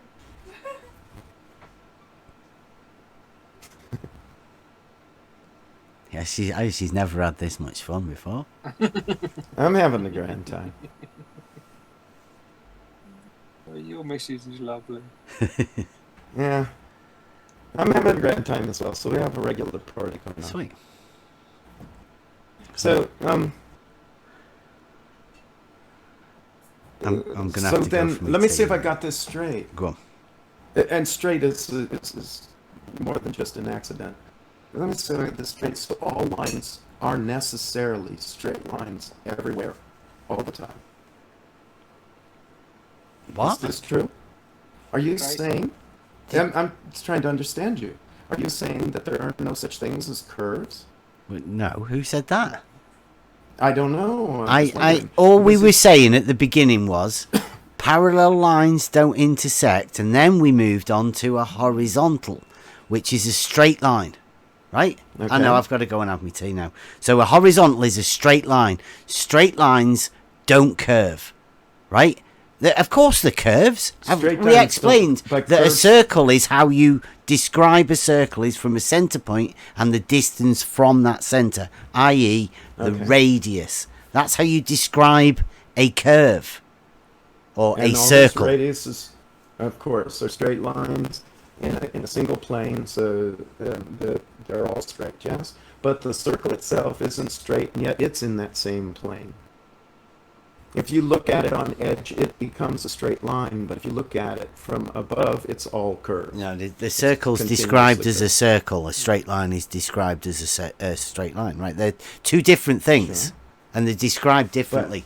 You can't start looks like a saying straight one of line them. from the edge. Yeah, if you look at it funny, if you turn around and close your eyes and jump up and down, it might seem like it's moving and wobbling about. It could be Right, said I've gotta that if you go. look at a straight line Having to me from tea. the end, it looks like a point. A circle, a line, yeah, from the end point, it looks like a point. This is true. A straight line looked at from the end is a point.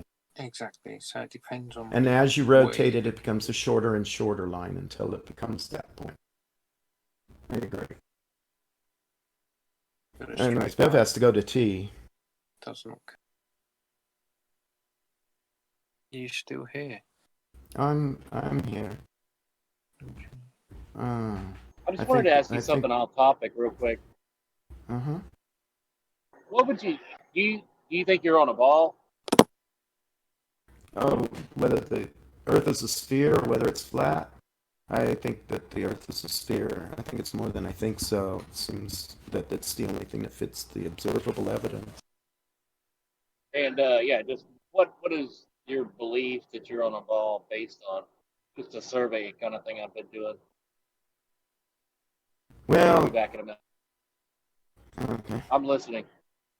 All right.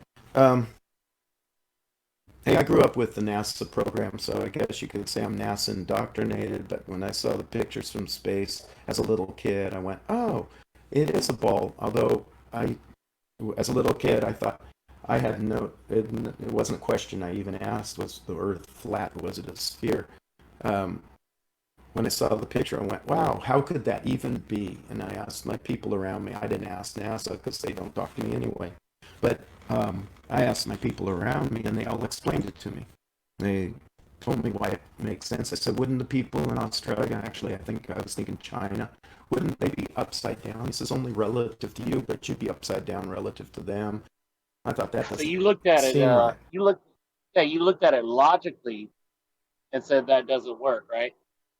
And I looked at it logically and said, that must work, but how could that work? And it's been a process running in the back of my mind for a million years. By now, I'm pretty well self-indoctrinated, shall we say. I would say, You say though, that that I can look around. people convinced you to deny the logic you had, even as a small child. Someone, somewhere, everybody, the group think consensus convinced you that maybe you could live on a ball, even though it didn't make any sense at all. I don't think it didn't make any sense at all. I said that I looked at it and said, if the Earth, I hadn't asked the question until I'd seen the sphere. My cousin, who was 4 years older than me, explained things that was well beyond my grade level. And then I couldn't accept them at first because I couldn't figure out why people wouldn't fall off the bottom of the Earth. Right, because it's illogical. Well, but would they? I mean, what is the bottom of the Earth? So he would challenge me with questions like that. What makes you think that you live on the top of the Earth? You live on the side. And I sit there and go, how could I live on the side? I don't feel myself being pulled down. He says, you're not pulled down from the Earth. You're pulled down to the Earth. I said, oh, wait a minute. How could that be? And then I looked at a magnet and put iron filings on it and found that some of the pieces stand up one way and some stand up at a slight angle to that and others at an even greater angle and so on. None of them fall off. And it's like, well, why? They're following different force lines. And that started to make some kind of sense to me. So you They think weren't that affected by gravity. You think everyone is held down magnetically to the surface of a conceptual ball? No, the magnet was simply a model for a way of thinking about it. I think they're held to the surface or towards the center of gravity by gravity. Because yes, I do believe there's gravity. In fact, I can find no evidence that refutes gravity, though I do understand the four elements theory, where things try to find their level. You can replicate magnetism. You can see it. You can demonstrate it. You can prove it because it exists, but you can't demonstrate gravity, can you? I've told people for years now that if you really want to see if there's gravity, hold a bowling ball over your toe and drop it. You'll know there's gravity. That's not proof of anything. But I realized that there's the four elements theory that says that all the elements are trying to find their own level. Oh, that's a good thing. Yeah, are you familiar with the law of hydrostatics? I think so, but why don't you tell me what you mean? Water at rest will find a equilibrium. The surface of water is horizontal. The surface. Yes, this isn't that interesting. The bottom and the sides don't find equilibrium or don't find a flat surface. They conform to their container, but they don't on the surface. CQ, can you just wiggle your mic again? Because it's really crackly again. Is it? I don't know, man. Let me see. Maybe I'll try to turn the gain. I don't want to overgain it, but if I can turn the gain up a hair. Let's see if that worked last time. Maybe this will help. I don't know if that's any better. Right there, yeah. Have you ever seen a body of water? Have you ever seen a body of water at rest? I've seen bodies of water at rest all the time. I was sitting next to a cup of coffee a moment ago. All right. So, what would you say? Gravity is a downward vector. Well, yeah. Without getting too theoretical about it, I'd say let's go with Newton's gravity. Gravity's pulling that liquid downward on all points, on every molecule. What provides lateral stability for a body of water at rest? You mean like the If it's coffee in in my motion. cup? Yeah, is it in motion? My coffee cup's sitting here empty right now, but when it had coffee in it, it was held together by the cup. It was held down. Well, it was held into the cup by gravity, and it was held, and the cup was holding it from spreading out across the surface and making a big mess I have to clean. Yeah, well, let's look at a larger body of water. Say there are bodies of water at rest, but then you say they're also in motion. You say gravity is a downward vector, and it doesn't provide any lateral stability. So, what's keeping that body of water at rest if it's in motion? You're saying you're in motion on a spinning ball Earth, right? Okay, well, we're putting two more variables in than we need right now. Let's just say that the Earth was stationary, but spherical with gravity. Why would the water ever fall off?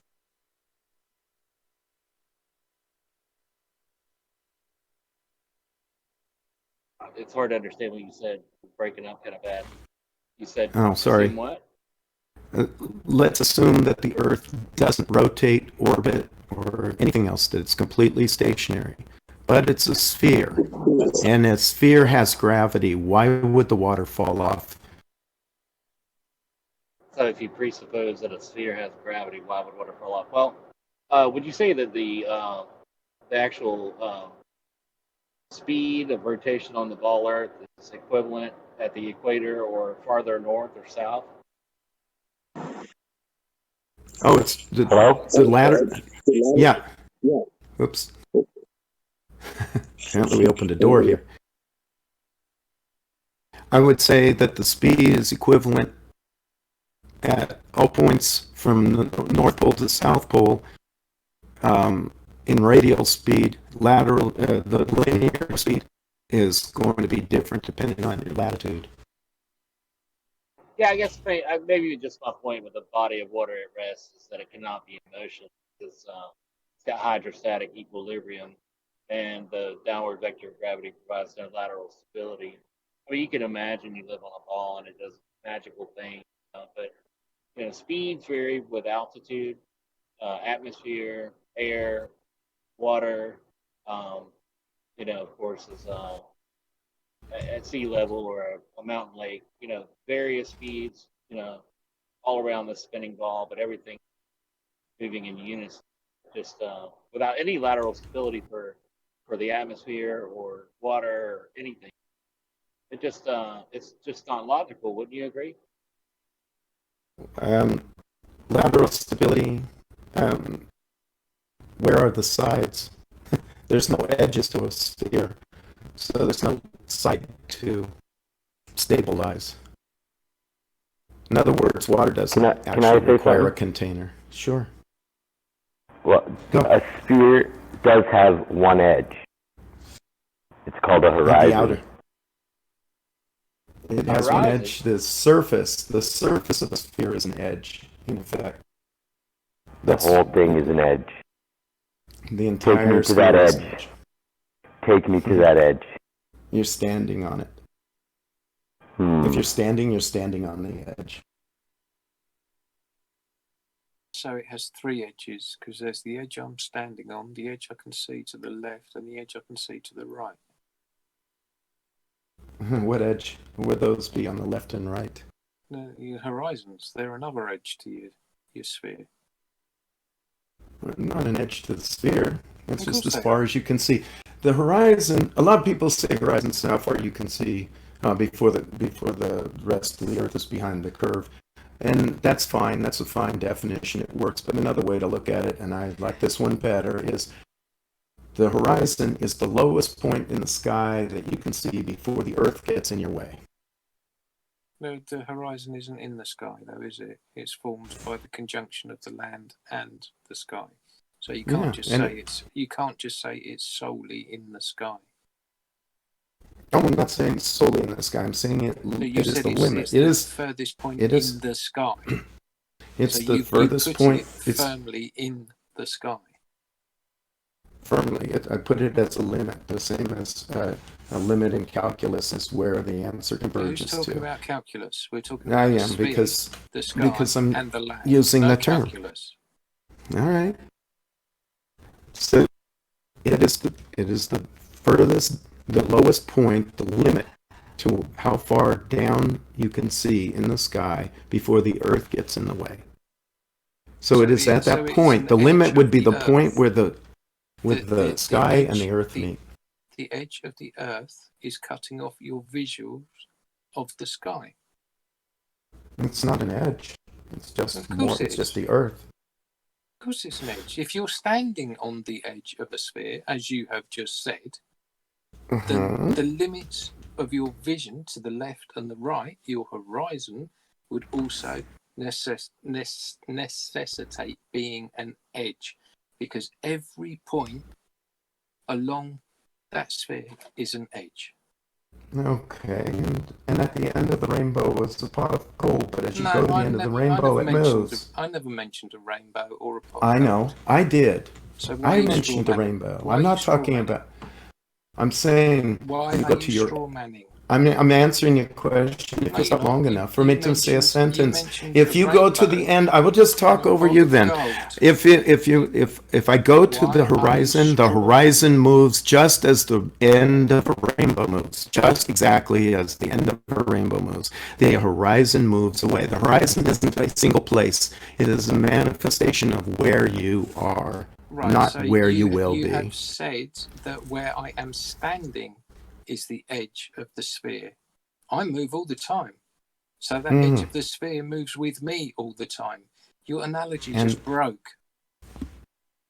No, there's only one edge, and it's the one you're standing on, if you care to call that an edge. Right, okay. As somebody told me yesterday, they said, how many sides do you know what the Earth curve calculator is? My mate Peter is standing on the horizon to my left. That's his edge. The horizon is the sphere edge in your model. In your model. Not in my model, but thank you. That's fine. You think you live on a globe, right? I know I will live on a globe. It's a little more than thinking. Okay, how do you know? How do you know? Oh. You mean in 10 words less? Or do we want to go through all the possibilities? And it's like in 10 words or less, Reader's Digest. Yes, because I observe what I observe, and it's consistent with an edge. I mean, the circle was here. I'm not trying to get excited, but I keep getting talked over. No, I know. I'm just saying, just everybody. I'm not talking over you. I was, because he tried to straw man me. I don't mean to straw man you. You brought an analogy of a rainbow and a pot of gold into a conversation about the horizon. Which is your sphere edge. Which, perhaps if you only hear the part of it, it seems as though it's a straw man. I can see why you'd say that. It was a straw man. It was an analogy. Hey, all right, this is it right here, ICQ. Does the sun set behind the edge of the Earth? No. Sunset. The sun's nowhere near the edge of the Earth. The image of the sun, go crosses the... Huh? Where does your sun go when it sets? To the other side of the Earth. All right, when you see the sun disappear, is it being blocked by a physical obstruction? The image of the sun is being blocked by the Earth, yeah. So is that the edge of your sphere? Insofar as if you define the surface of the sphere as an edge, then yes. So how far away is that sphere edge? What I just said? Depends on my altitude. Depends how high I am, how far I can see. I can barely hear you from it. Hang on. So you now admit that's the edge of your sphere? Yeah, he did. So all that time with me and then admitted it. It's saying that it's all the same edge as the one you're standing on. If in fact you define an edge of a sphere being the surface. You define it as an edge. with this definition that the surface of a sphere is the edge of the sphere. And it would be if you took a cross section. But all of the surface is the same edge, is one single edge. So where I'm standing, if that's an edge, then the sun sets on the edge, horizon's on the edge, the boat halfway between here and there is on the edge, the water on the other side of the earth is on the same edge. How would you perceive that edge? As a continuous curve. Do you ever feel like you're living on the edge? Metaphorically? Or scientifically? I wouldn't mind living, I don't mind living on the edge from time to time, metaphorically speaking. I come to a Discord where I'm massively outnumbered. I'm sort of living on the edge. Yes. No, you're not. Hey, I give you lots of props for coming here and having a conversation with us, though. Thank you. Yeah. ITQ. Sorry, mate, to come in. Yeah, I just wondered if, I mean, lots of people have been here before, or like call people morons and things like that. You don't do that, do you? Well, I don't until somebody starts calling me a moron. I dish back what I get, but otherwise, no, I don't think people are morons just because they disagree with me. That would be moronic of me. The word gets thrown around so easily these days. Indeed. Yeah, I was over on the other chat, the text chat, and letting off steam, and I started getting called dickhead, idiot, fucking moron, etc., etc. So I dished that back, but otherwise I wouldn't. Where do you normally hang out? Are you familiar with your... Sorry. Sorry, it's only asking where he normally hangs out. I didn't know. Oh, I normally hang on YouTube, and then I got invited over to this Discord server a few months ago, so I keep an eye on it from time to time, jump in and say stuff. Are you on any other Discords? Are you on any other Discords? Oh, I think I got invited over to Creaky's Discord. Maybe one or two. I don't. Geeky Blinder, yeah. Creaky Blinder. Sorry. Geeky Blinder's the show. Geeky Blinder? Yeah. Oh, I don't know about Geeky Blinder. Creaky Blinder, I've been on his. But that's sort of, for me, that's something of an echo chamber because it's going to be all people who agree with me. Yeah, you kind of. You're not like well indoctrinated into the globe mass, apparently. You're not familiar with the distance to the geometric horizon for a 6-foot observer at sea level. Oh, Conceptual globe. I'm well aware that 2.7 miles for a 6-foot observer thing. It's about 2.7, something like that. Can I ask you a discounts? Question? Yeah, sure. Are you familiar with the black swan argument? Yeah, basically familiar with it. I forget exactly the details. I figure that one black swan does not prove that no swans are. I could give you the argument if you like. Oh, you go ahead, Rob. I was going to go do that, but that's fine. Go ahead. If the Earth is a sphere with a radius of 3,959 miles, then every horizon to the observer should be 1.22 to the square root of the observer's height in feet. Based on the aperture of the eyeball. Yeah. I'm not sure what the aperture of the eyeball would have to do with it, but I got a feeling you're going the way of Rayleigh criteria. That's your optical, that's what you use to see things. No, I know what the aperture is. I'm saying that. It sounds like you're going for Rayleigh criterion here. Yep, 100%. Anyway, an easy way to look at it, what I was trying to get to was, 6-foot observer at sea level, they say it's 3.1 miles away to the horizon, right? So the sun... Approximately, yeah, okay. Yeah, the sun would set over the edge of that curved surface of the sphere 3 miles away from you at sunrise. And then it would set in the opposite direction, 3 miles away from in the other direction. So your field of view would be 6 miles, right? The diameter of your field of circumference there, where you see the Well, I sun see rise that. over you. I see. Yep. Yeah, I see what you're getting at. Okay, so Okay. that 6 mile field of view where the sun rises up over the edge, sets over the other edge, 6 miles for a 12-hour day. Yeah. Does that make sense? If you're saying, do your words make sense? They make sense. The concept doesn't make the same sense. So. It really doesn't make any sense at all when you really How look come into it. Why would you think it doesn't make sense? Well, you imagine. Are you talking? Are you saying because of the linear distance being a total of 6 miles?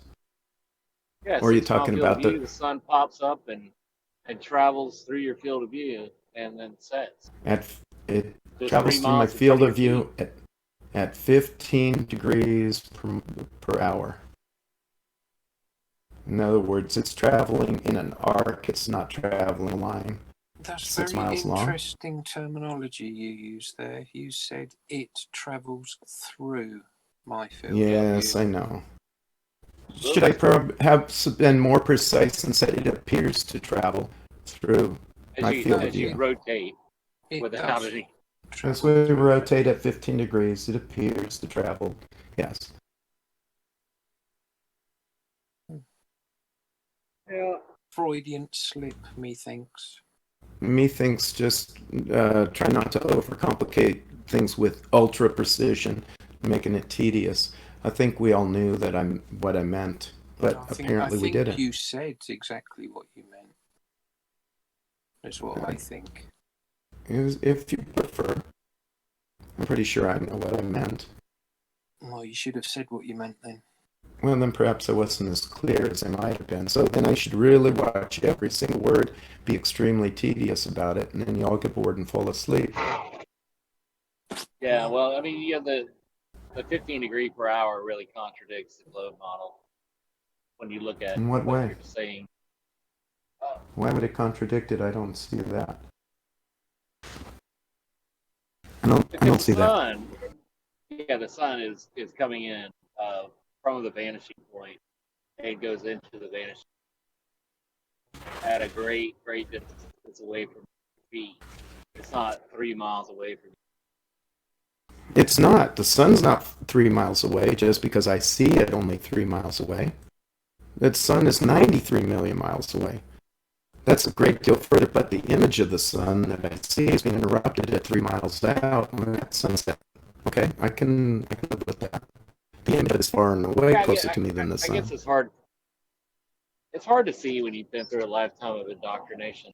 I assume that you basically you're probably a high degree person. You probably have a mechanical engineer, something like that, right? Like you're pretty well educated, Well, I like to think I have some education. I'm not bragging. I just couldn't help but notice earlier you referenced Star Trek when you were trying to reference what you perceive as reality. Oh, I wasn't saying it was reality. I'm saying that they were trying to perceive it as reality, and I thought I can use that. Yeah. Star Trek is not reality to me. It's a fun fiction show that I've liked since I was a kid. Have you ever seen a photograph of Earth from space? Well, none that I've taken personally. I've seen pictures that I do believe came of Earth that I do believe came from the Gemini rocket, the blue marble. It was very impressive to me. Yeah, I get it. It was too close for them to do a picture all at once, and they had to stitch it together.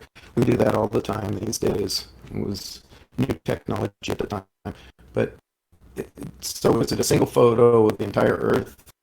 Not from orbit, not from a low Earth orbit, no. So you live on the blue marble? Say that? Oh, we all live on the blue marble. It's God's blue marble. Like that image, yeah. Like, have you seen Himawari? Himawari 8? M-O-R. Takes a picture. The Himmerari, the pictures from the Himmerari satellite. Those are taken from a much higher orbit, and I've seen pictures. I don't really spend much time on it, but yeah. You probably never even looked at that website, have you? I don't know if I think I've looked at links from the website provided by others. Yeah. It hasn't been terribly interesting. That's supposedly a photograph of the place you live. Yeah, that would probably be worth looking at, I suppose. But it hasn't. That's just not part of my argument. It's not something that I'm debating one way or the other. I'm just basically saying, like, I'll ask people, like, where is your globe model? And they say, well, it's in my head. It's my image in my head that, all these images I see. Next time you watch a lot of TV.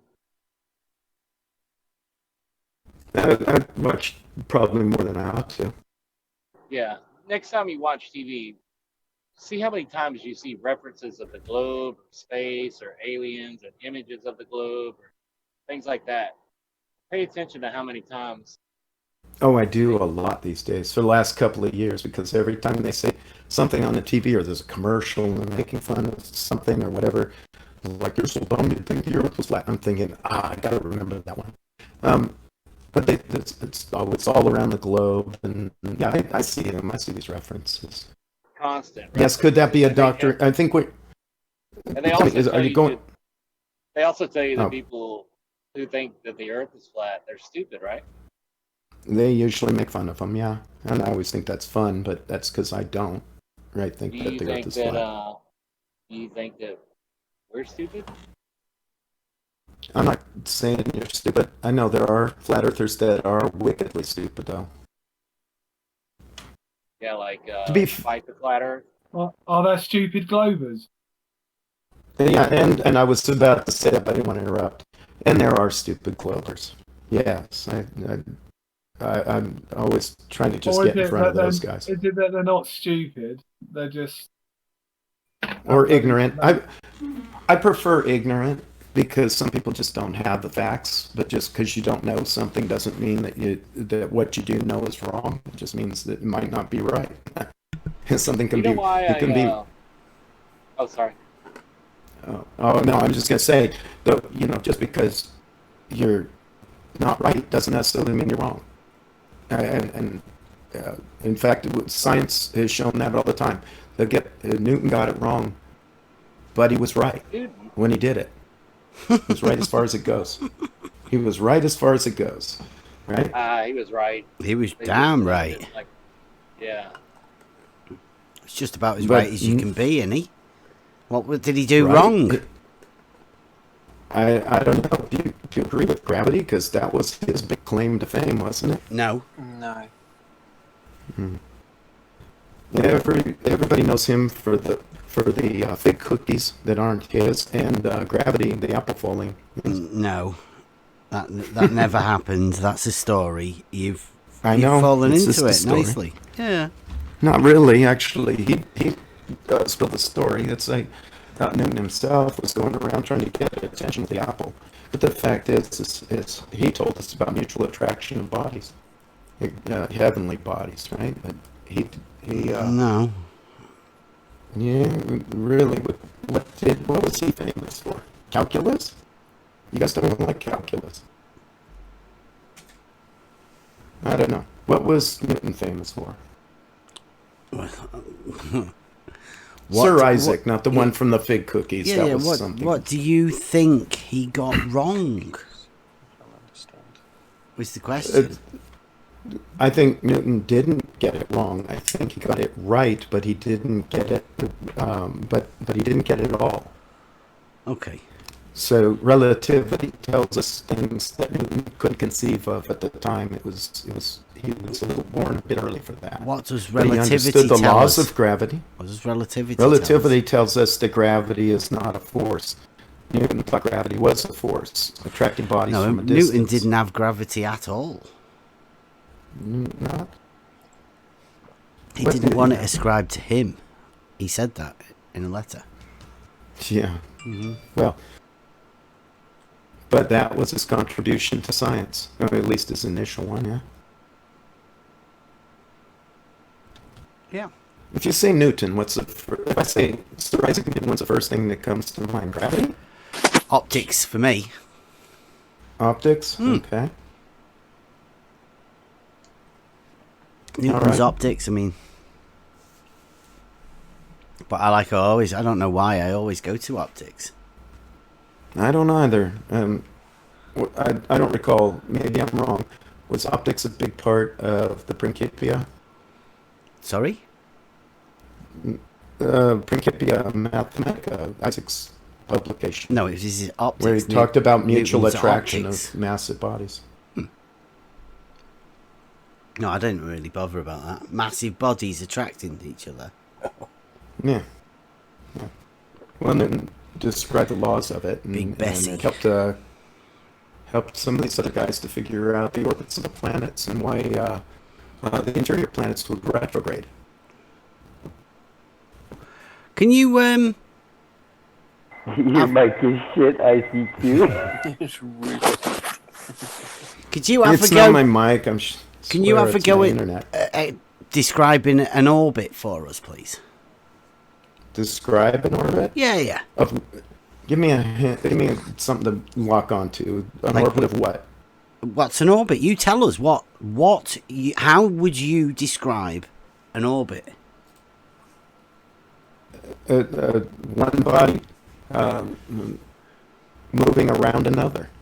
Okay. That's pretty general. How would you demonstrate? Well, no, I'd still that's okay. But you did just say. Wait, you can have a go at that later, demonstrating. But you did just say that masses attracted masses, big bodies attract. Yeah. Sure. So how does that work in with what you just said? An orbit was. Let's see. One of the laws was Newton's laws was an object in motion will stay in motion or travel in a straight line, right? Yeah. He said straight lines can't curve, and yet with acceleration they can, in that they will. That a straight line, a straight trajectory will bend if you change if you accelerate in another direction. Yeah. That's a change of direction. Okay, so straight lines once again curving. No, it. And you did say it's a change in direction. Yeah. So it's no longer a straight line. Exactly. As so it per isn't your a definition earlier. Precisely. So an object in motion will stay in motion in a straight line until acted upon by a force, by an outside force. Mm-hmm. Okay. So I'm gonna just stay simple and say gravity is a force. I'm not gonna argue about it. If we don't agree, we don't agree. Is that the one that you just said attracted big bodies together? I keep thinking mass Big attracts Bessie and mass. Heavy Harry. Yeah, no, mass attracts mass, and insofar as Let you beg the question. Attraction, yeah, go on. No, he's describing it. I mean, it's fair enough. Okay, so an object, a massive object is another massive object. It's traveling in a straight line as it's passing it, but as it is, it's being accelerated towards the other massive object. It falls towards the massive object. So, give an example so we can put a picture in our head.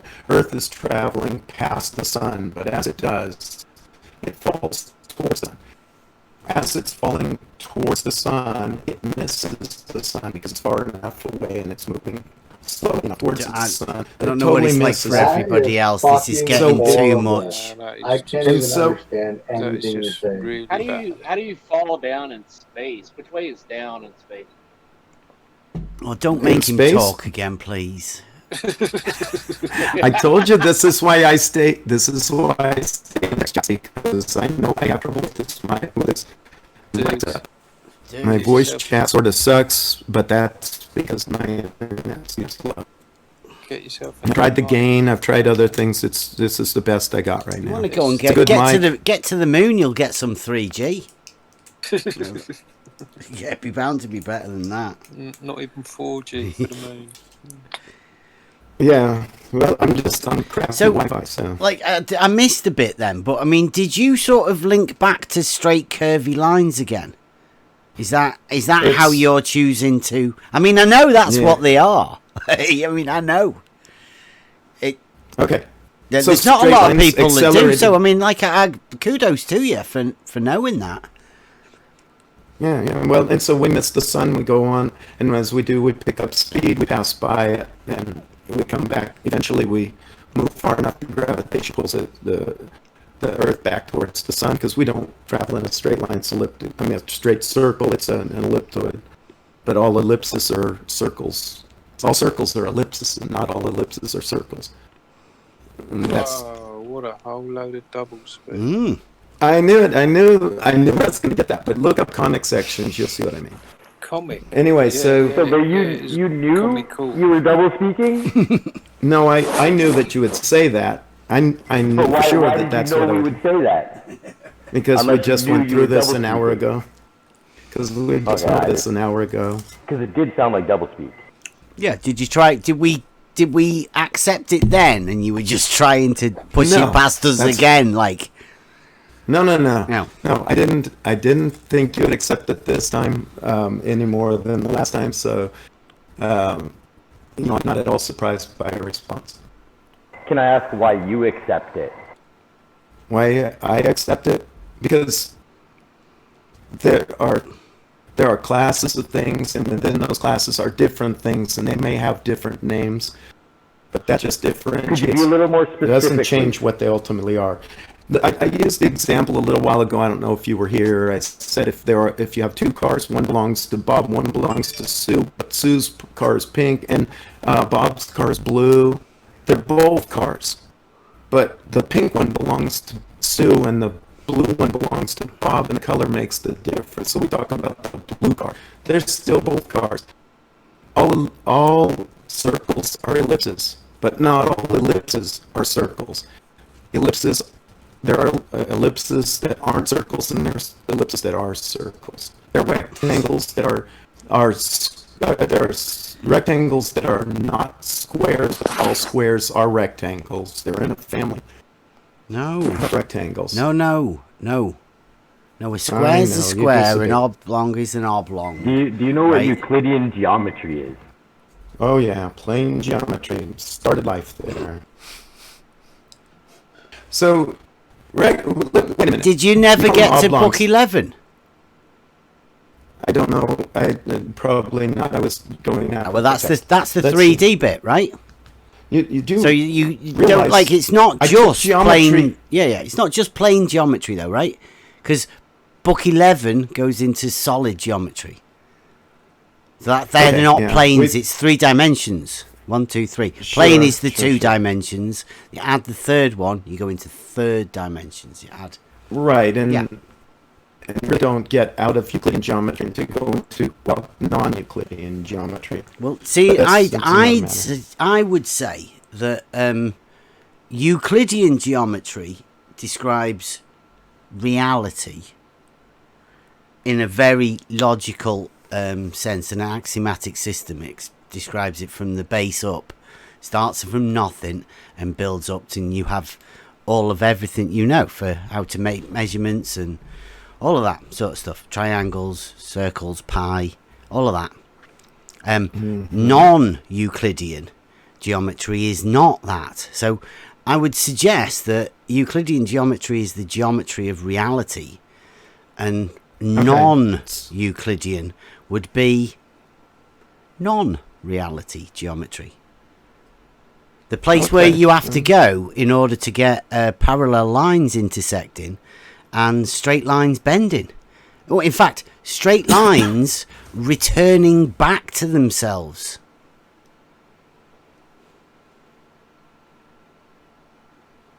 That's sort of like non-reality. Telescope.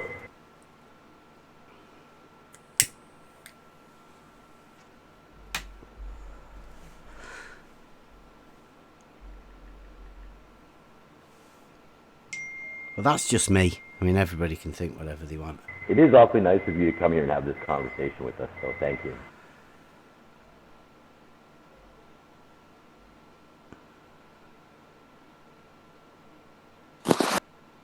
Where's he gone? Wow.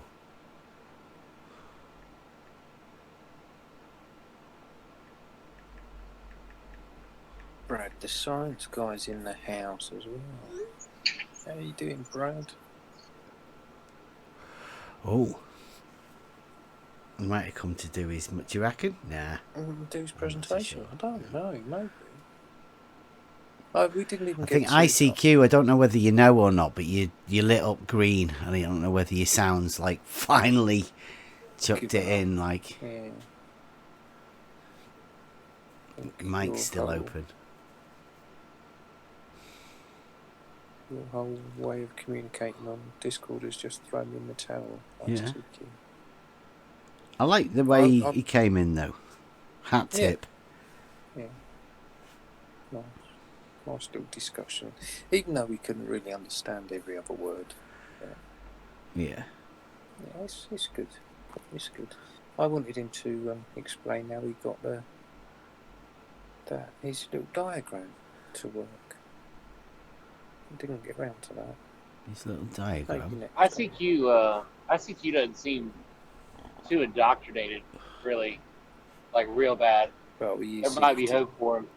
Oh, dude, he bent a straight line. I know, but that's all math class. No. If somebody's taught you to bend straight lines, like there should have been a point where you went, what? You sure? What? I think bendy straight lines is kind of the point of no return. Yeah. I don't know. I have hope for him. Is he here to teach us something we don't know, or is he here to learn something? Well, I just shoot the breeze, I think. But it would be handy if you could sort your mic out, ICQ. Because it is really quite painful to listen. Not to you, personally. Just your mic is horrible.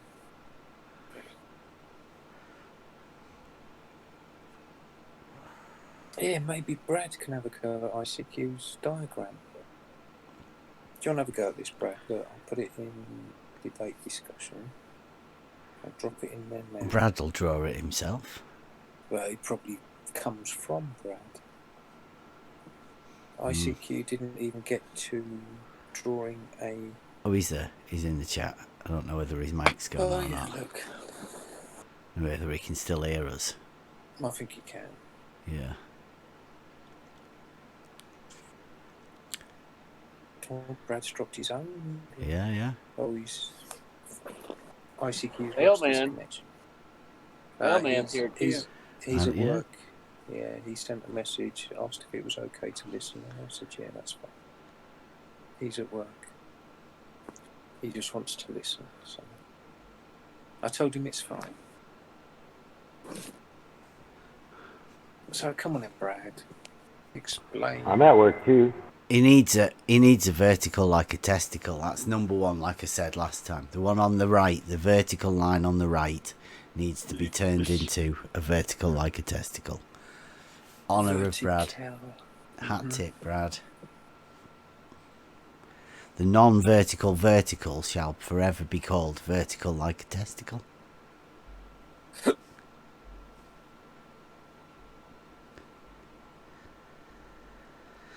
So Brad can't talk either? He's done quite a few drawings. Oh, is he? Yeah. Oh, yeah. I'm at work, can't talk. See how those perpendicular horizontals intersecting at right angles? Brad said that he was at work too. Yeah. I'm at work. Yeah, I'm not.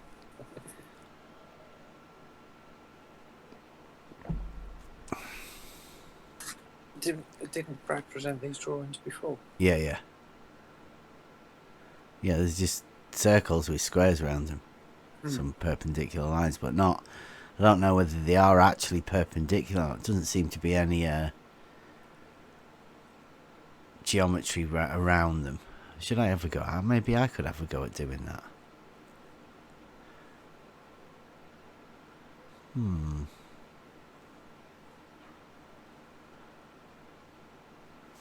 I'd leave and try to come back if I were you, ICQ. Sometimes Discord does that, and the best way to do it is to leave and come back again.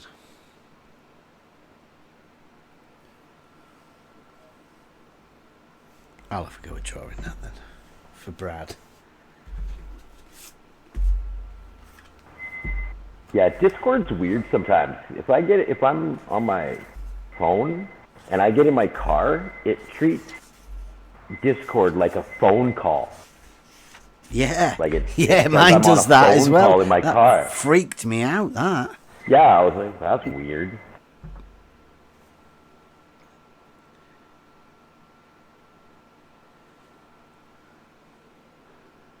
Whiteboard of pain. What's that? What's Brad after? Brad thinks the whiteboard's painful for him. Oh, bro. It's only a whiteboard. Well, yeah, it is painful. The truth hurts, right? The whiteboard is truth. It's seeing it. It's actually visually seeing it. It's the reason why they don't like DP, because the memes, the visual representation of things, is tough for them. They don't like see. It's like they don't like hearing things that they don't like. Everybody knows that. They just silence you or mute you or find some reason. Yeah, they don't understand cognitive dissonance. It was a painful process. Yeah.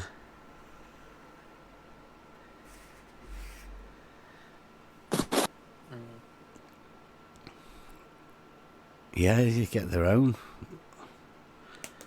Your own whiteboard, dude. Who's that? Professor Phil. He's doing a presentation, isn't he? Yeah, he's agreed to. Yeah. Hydrostatics. In honour of us. Too. We're doing, look at that. Yeah, little whiteboard. I like that. Everybody should have a whiteboard. Oh, it's got a whiteboard. Yeah, they help a lot. I just like to post words sometimes. Nice. And my boss will walk by and wonder why I got only one of these lines is horizontal. Anyways, I gotta get back to work here. Wait till you see our logic one. You write that on the board and you'll have everybody asking you questions. Oh. Yeah, if you guys want to give me some stuff to write on my whiteboard, I'll put it on my whiteboard for everybody to walk by. Hang on, Rob. I'll give you some ink. Oh, it's a good talking point. It's got a story behind it. In fact, that's how we started with ICQ tonight. It was quite good. There you go, in the live stream now. Pop that on your whiteboard. You want to put it in the debate discussion forum as well, because I know there's a lot of people in here that are wondering. Debate discussion. Let's see if I can work it out. Yeah. What, Brad's diagram? No. The live post in the live stream. Depends how quickly it's gone around, right? Because you know how these little things get out and then people are like, ooh, don't get caught out by going over there. And I don't see live stream. It's in the debate discussion. You don't see the live stream? Right, hang on a second. I'm going to drop it back in debate discussion right now.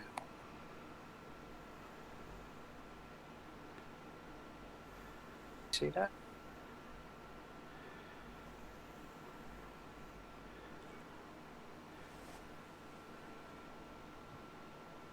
Is that the AB?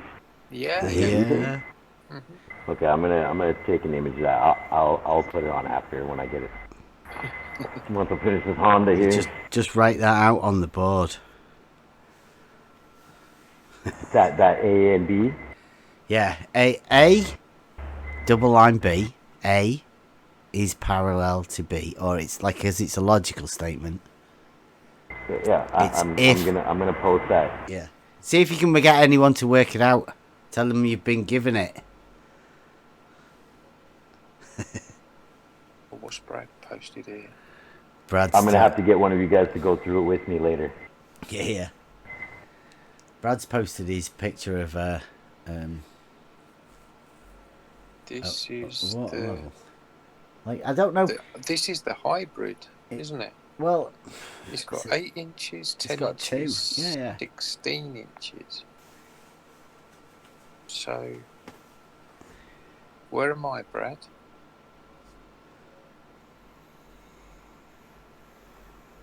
This is a proper hybrid, isn't it? Yeah, it's Oh no, hang on. Because he's given a height of 8 inches. Why has he got a horizontal? Oh, right, he's got a 8-inch drop from his horizontal. I don't get why he's got that horizontal in the top one. in the top one. Yeah. I don't know, just so he can show that it's 8 inches above. It's not even above the level of the water. It looks like it's 8 inches above the bottom of where the water is in the vial. I don't. Vial, yeah. He's done the same in the other one as well, and he's put right angles to a curve. To a curve. You can't do that. Big faux pas that. That one in the middle doesn't look very vertical, does it? No. How do you reckon if we were to do a hydrostatic wait a minute, what's it called? A hydrostatic a hydrostatic absolute pressure test on that waterline. Do you reckon? Which waterline? Brad's? Yeah. Bottom one or top one? Either. Well, like they're both in reality, right? Just one of them's got a curve underneath it, hasn't it? Because the absolute would be at the top of the water, wouldn't it? The difference between the surface of the water. Do you know what would... Oh, I've just had a really good idea. Go on. Lay it on us. That sounded really, really creepy the way you just said that. I thought I was really good. Well, I don't think I should say it in public. Oh, well, don't then. Don't. No, I think I'm going to hold this one in. Save it for later. Yeah. You don't want to be given... Forget. No, I won't Don't forget it. Don't you worry, I won't forget. And it's Brad, looking at Brad's diagram, that's given me the idea as well. Oh. So thank you, Brad. Yeah. We got DP's proof on the way. I believe we might have. Nicely done. Cheers, Brad. Pop round anytime. Inspirational.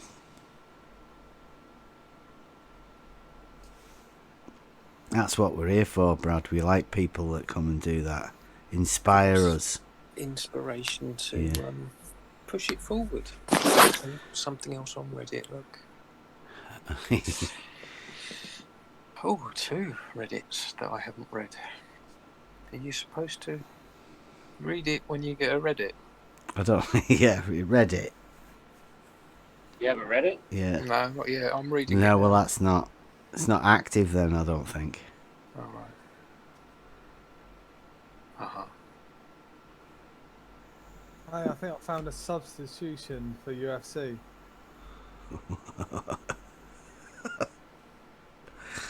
Go on. I'm not so sure I want to know, though. And I'll put it in the live stream.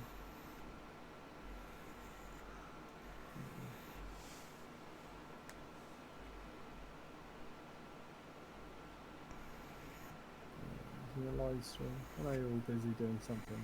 Oh, I'm just doing a bit of geometry. Brad would be proud of me. Yeah, I've timestamped it at the start of the right place. What's this? Can I put it on? Yeah. I hear people. It's actually a medieval combat reenactment. What? Medieval combat reenactment. Yeah. As a I just substitute. literally just, you know, I just don't know why I clicked on. I was like, I'm watching now. Like, what's this about? As a Like, substitute for UFC. Yeah. How Do you know did what? you get onto that? I just accidentally ended up watching some medieval reenactment. Look at that. Wait, hey.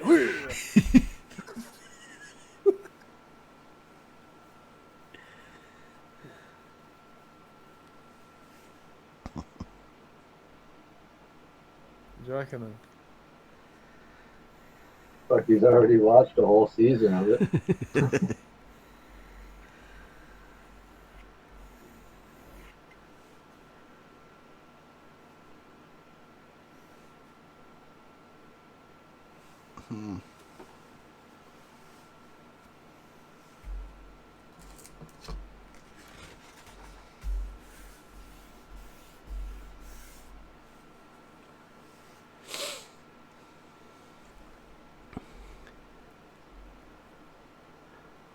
Flat model, globe model.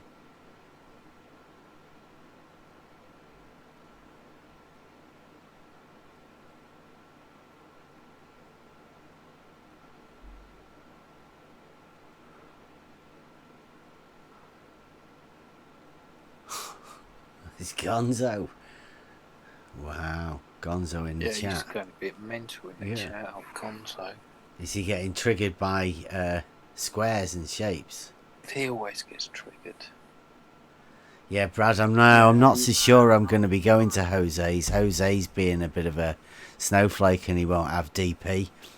DP's my main man.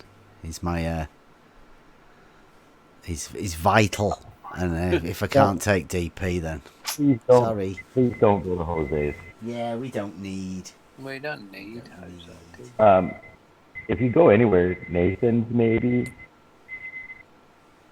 Yeah. But been there, done that. Yeah. Need to start getting people to come here. Need to start doing more live streams. Might go over and see Brandon. I quite enjoyed that the other day when we went over to see Brandon. That day at Brandon's was awesome. Wasn't it? I wouldn't go to Nathan's. They left you in the dust on that ball busters. That was I was upset about. I mean, for you. They should have called you for that one, but I wouldn't go over there. My opinion. I think we should just carry on the way we're doing, you know. Yep. You guys do need to do more live streams though. Brandon was a good shout. Enjoyed doing that. Enjoyed going over there. Kind of trying to make arrangements with him at the moment regarding Professor Phil. It was like that. Who said that, Rob? We should start doing it ourselves. That sounds like a good idea. I like that. Yeah. You guys do a lot of premieres. Yeah.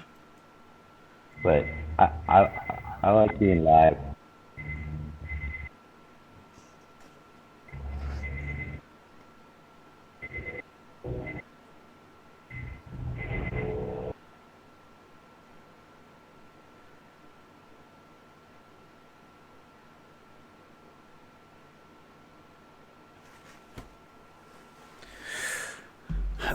Yeah, we'll do that. We start. Where's everybody gone? Oh man, oh, he's still in. Still listening. Keen to learn, aren't they? Wonder what we can learn. We go back over that parallel stuff, should we?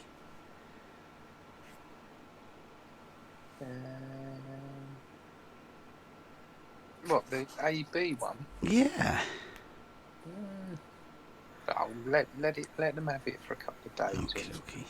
If you want to go through that AB thing, that would be really cool. Just to, I can't watch, but you guys can talk it through. I just don't know if that's possible. Well, yeah, it's very. I mean, it is very simple, and they do really struggle with it. I mean, I've had people on Reddit as well. Is that like if A then not B, so therefore not A? Well, it's a bit of a a bit of a different sort of logic, this one. It's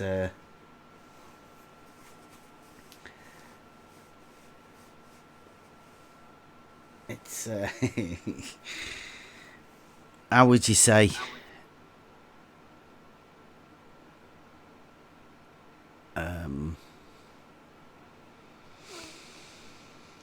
It's logic and maths together, right? So you've got if A is parallel to B. We did go over this with Thingy, didn't we? So it's nothing new. We've just literally without no ICQ. We didn't we just do this? Isn't this what started him off? No, we only touched on it. We didn't.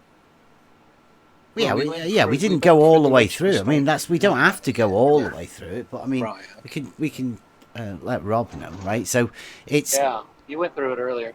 It's if A is parallel to B, then A is parallel to A, and B is parallel to B. It's sort of like a geometrical thing to get your noggin jogging. So if you've got two lines and one of them is parallel to the other, it doesn't really matter where you put that, each of the lines, they will always be parallel to the same thing, if you know what I mean. As soon as you say A is parallel to B, then you can move A wherever you want, but the relationship will still be it's parallel to B.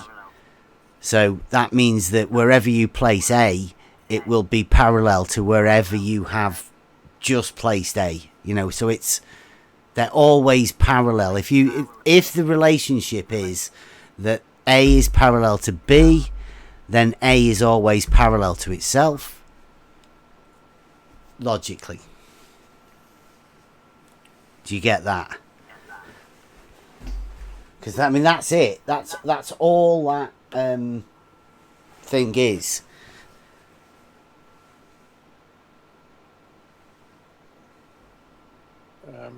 ICQ's just sent a message. You could try using the built-in mic in his Chromebook, but he thinks that might be worse. I've just said to him if he wants to try to give it a go. Why not? Go on in ICQ, give it a go. See what happens.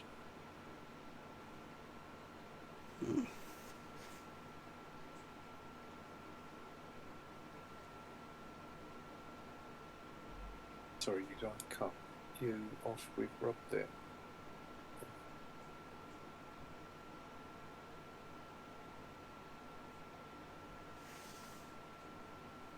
There's nobody talking. I'm sorry, I'm just looking at some geometry. It's too hard to talk and do that at the same time. Something wrong with my brain. I won't do it. No, you're a guy. Well, yeah, but there's an extra thought process that goes through, isn't there? I should stop doing that, right? I will. I'll stop doing that for a bit. We'll talk. Oh, that's funny. Coming in, ICQ. Oh, yeah. Let's try again. See if we can get on the board, eh? See if we can find an opening. Yeah, I'd like him to go through that geometric diagram he posted. I just don't understand how we can get another vertical after that horizontal that's intersecting with the vertical that he's already got, that isn't vertical, that just wears the label on vertical. It's a bit of puzzlement.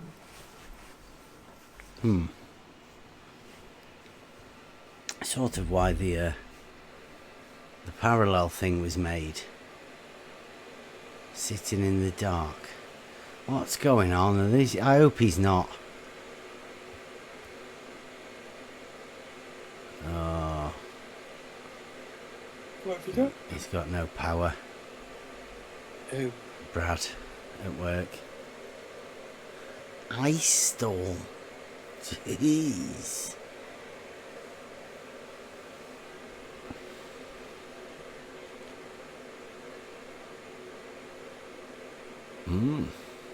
Must be cold out there. It was cold anyway. I bet Gnome's cold this time of year. No. Seen that? I think that's where they did the gold. You got no gnome to go to. Not the gnome like the little fishing dudes. Show me the way to go gnome.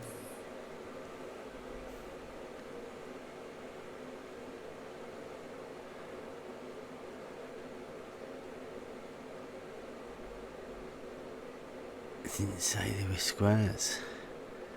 Wow. Gonzo seems like he's into triggered by shapes and stuff. I mean, there's a lot of people, have you noticed that? People triggered by shapes. Always wondering, what shape is it then? What shape is it? There's a lot of that. It's a shape.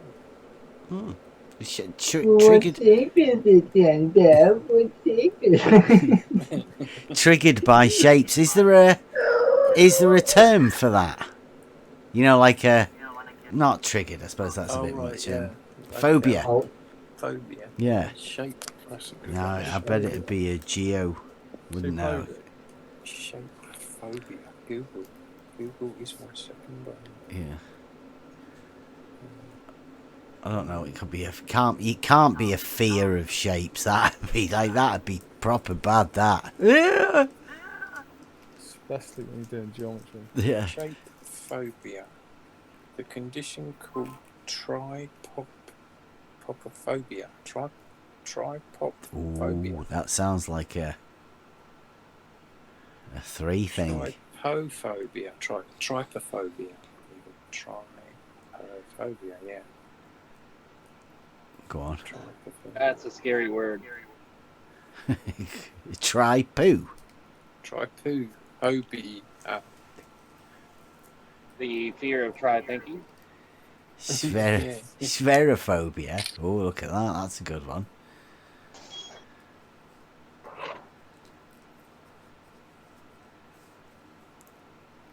What's that one? Phobia Wiki. It's got a fan page, has it? Spherophobia. I bet that'd be one of the hardest things that for Glober to have. I bet that'd kill him, wouldn't it? I was just thinking, if anything, that would be what they say we have. Oh, do you reckon? Yeah, because we don't ascribe to the shape. Oh no, I quite like spheres, the balls and stuff. Yeah. Well, I like Christmas decoration. Yeah. Did I show you me lads took a picture of the ball? Part 1. I've got to try and get him a bit more.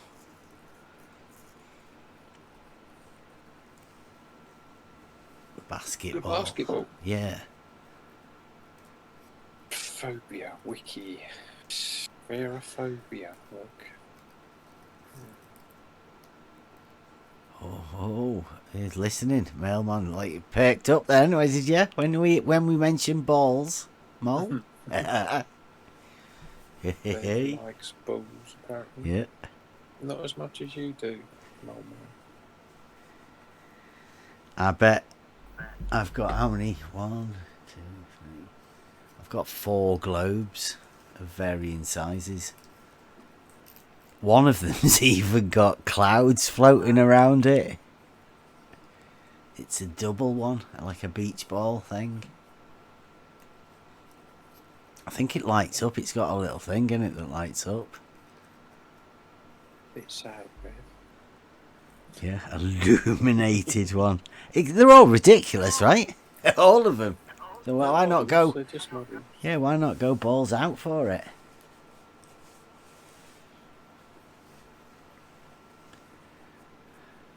Brad's got a bit of a... Hey, I'll be back, guys. I gotta pull in the Honda dealer.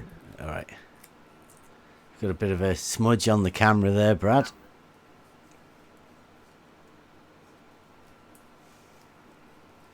Try cleaning the lens. It is. I know it is. It's terrible.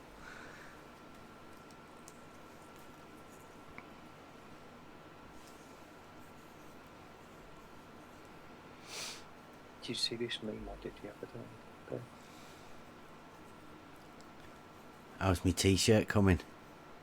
I don't know, you haven't told me what else you want on there. So I don't know. I thought I was leaving it in your capable hands. Well, I could put this on the back. What I'm sending, putting in the live stream now. How do you think that would look on the back? In the live stream? Underneath your equation.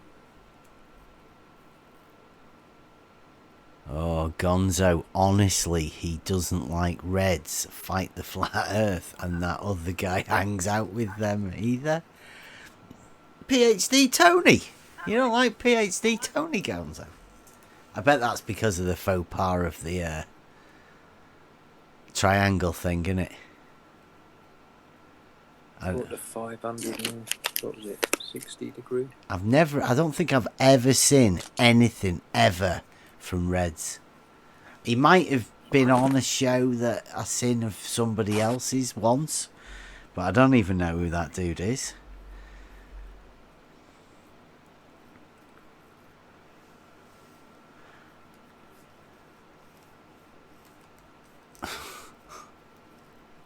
Oh, about level curves on your shirt. What's a level curve, Brad? That might be a good one. I might be able to do something with that, you know. Contour lines. I could do a plan and a side view, like an elevation map of it. You know, like that one we got. Cleary got it, didn't he? Let's have a look, see whether we can find it.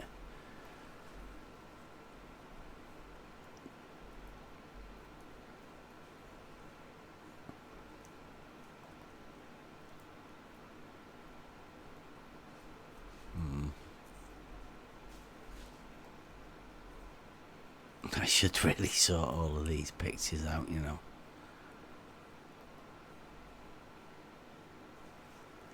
There you go. There you go. I like what he said earlier. When you look at a curved line at just the right angle on the globe, it looks straight. Yeah. And then you can take a curved string, and it's curved, but then you pull it straight, and it's straight, but it's still the same string. That's the kind of stuff they teach in school. Yeah. Well, what about north, south, east, and west being straight lines? That takes a special kind of not thinking about anything to be able to say that. I don't even understand how that is even kind of even relative or even maybe. How can that work? You can't. Even on their ball? No. You can't. You just literally must open your mouth and let words come out without even contemplating that. Yeah. He actually did go back and correct himself quite a few things. And I was like, man, that's school indoctrination, because I've been there, man. Only because he was held to task to do it. Only because we made him think about what he was saying. Yep. If he hadn't have been held to task, he wouldn't have gone back and corrected himself. That's true, because he would have assumed what they told him was true. Mm-hmm. Yeah. It's what everyone here went through. Is he in Discord Purgatory or something? Is he coming back?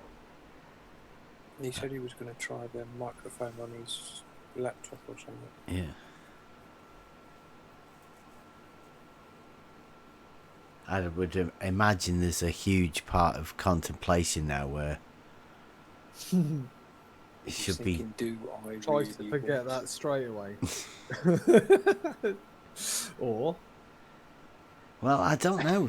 Bendy straight lines. I mean, if you can have the concept of that, then can that be shaken, right? If you ever accept that a straight line can be curved at any point, like, your brain has to go into a different place, and I don't think once you go there, I'm not so sure you can get back. I don't, you know. We could bring it back. If anybody can. I'm not so sure. No. It'll be a resurrection for sure.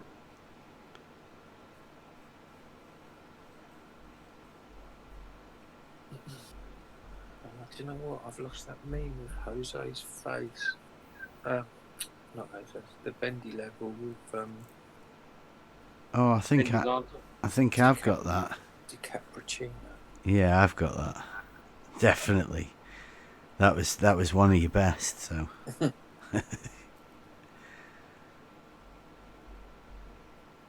you pop it in the meme room? Actually, it'd be nice to have a copy of it in there because it's not there. My favorite one is the dog. The what? I keep echoing back. Yeah, you do. Not from us though. Must be just From on ICQ, I think. Yep. Wow. Is he coming back then, or has this been happening all along? Yeah, it's just an open mic. Yeah, he's got his mic level low. What, on speakers? You got somebody with a tap into the into the feed here to come and listen.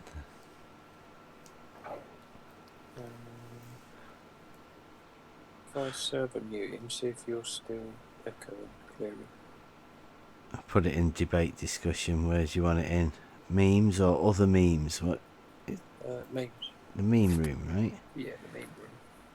Yeah, other memes is not one. It's other people's memes. You, them dirty ones. Yeah. Isn't quite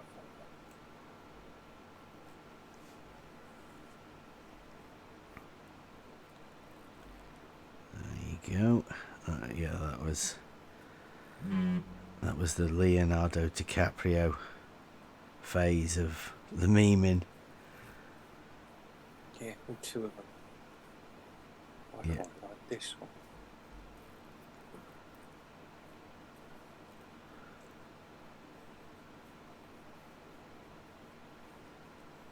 I'm sort of thinking about, that frog that does the pill, the red pill. I might we change that to the level. I need to just change the frog's face for my face. I think, or on the level or something like that. You need to put the Space Invader on the face. Where? You need to put the Space Invader on the face of the frog. Pepe? Yeah, with the level. So that on the level, people are... It's like we've completely repurposed the whole thing. What, as the reflection in the glasses? We put the level. Yeah, that would work, because it would work either way, backwards or forwards. No, I just put on the level in the Space Invader in the place of the frog's face, because it was the frog that was offering the pill, right? Now the frog is offering the level as the red pill, and then we just need to change the Space Invader for the frog, and then it's the on the level crew. Oh, what? Some reggae. Who? Me? You? Oh, so something else just posted.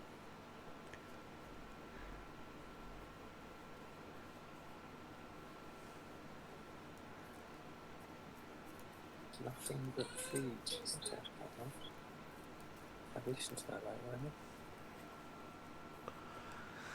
See, Brad likes that one. He thinks the Leonardo DiCaprio level is curved is one of the best memes. I mean, I think it is. Possibly one of the best memes of the year. Like as a close to the end of the year. It'd take a beat in that one now. It's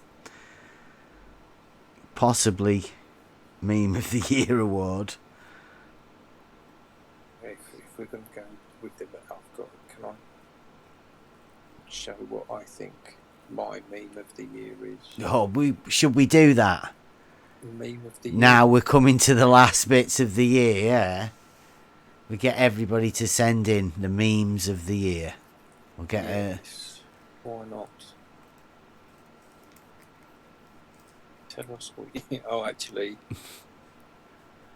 yeah, as long as they're showable. This one is running quite high at the moment. Which one are we in? Are you going to put them in debate discussion? Yeah. Debate discussion, yeah. This one's running quite high at the moment. Yeah, that That one came out really well. Yeah.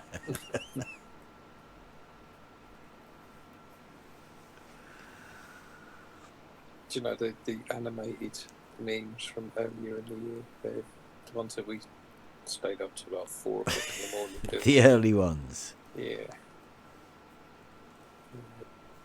There always will be high post, I think.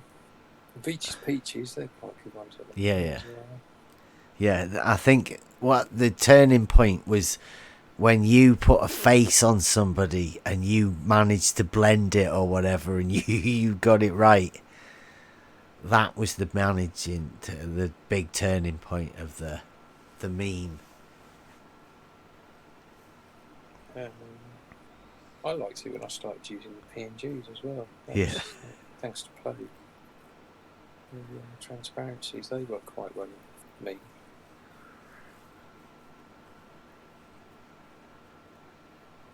Not opposites. Trying to find Curved and not curved aren't opposite. What is? That's an interesting one, that. What? Curved and not... Say that again.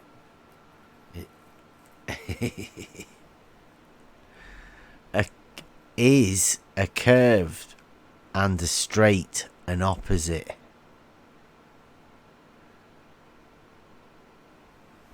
They are not opposites, but they're in opposition to each other. Surely. Yeah, it depends what your opinion of opposite means. Right? Because if it's just opposing, then as soon as you add the word curve, a curve goes round in a circle, and it's not opposite to anything because it's all of them things. It's a circle.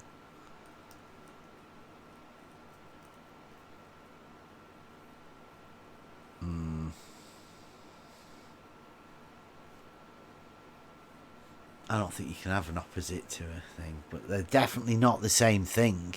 I'd have to say that. Which is one of my favourite memes of the year so far as well. And debate discussion.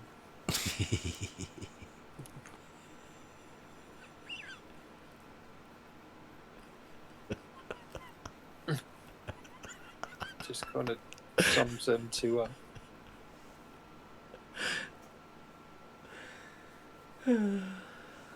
I bet that's why. I bet that's why. Very good, mate. It's very good. I bet that's why you're banned. More than likely.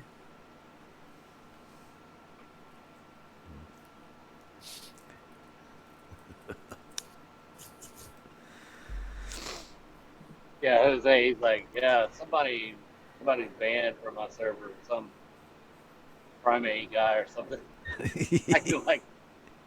acting like he doesn't know who you are. Yeah.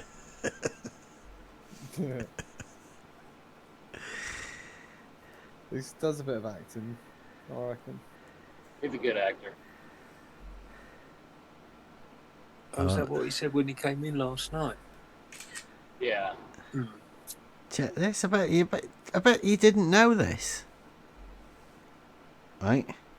I'm not so sure I was aware of it either.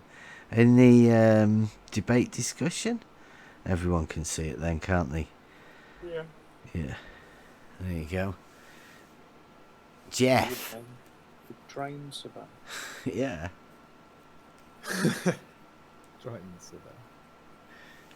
McToon tried to line up a debate between Bev and I on modern day debates, but Bev backed out. Austin Whitsick filled in for Bev. Did it really? Oh yeah, Bab, I forgot to tell you. Oh. I had a debate on McToon. Shit. Right, I wasn't aware of that. Yeah.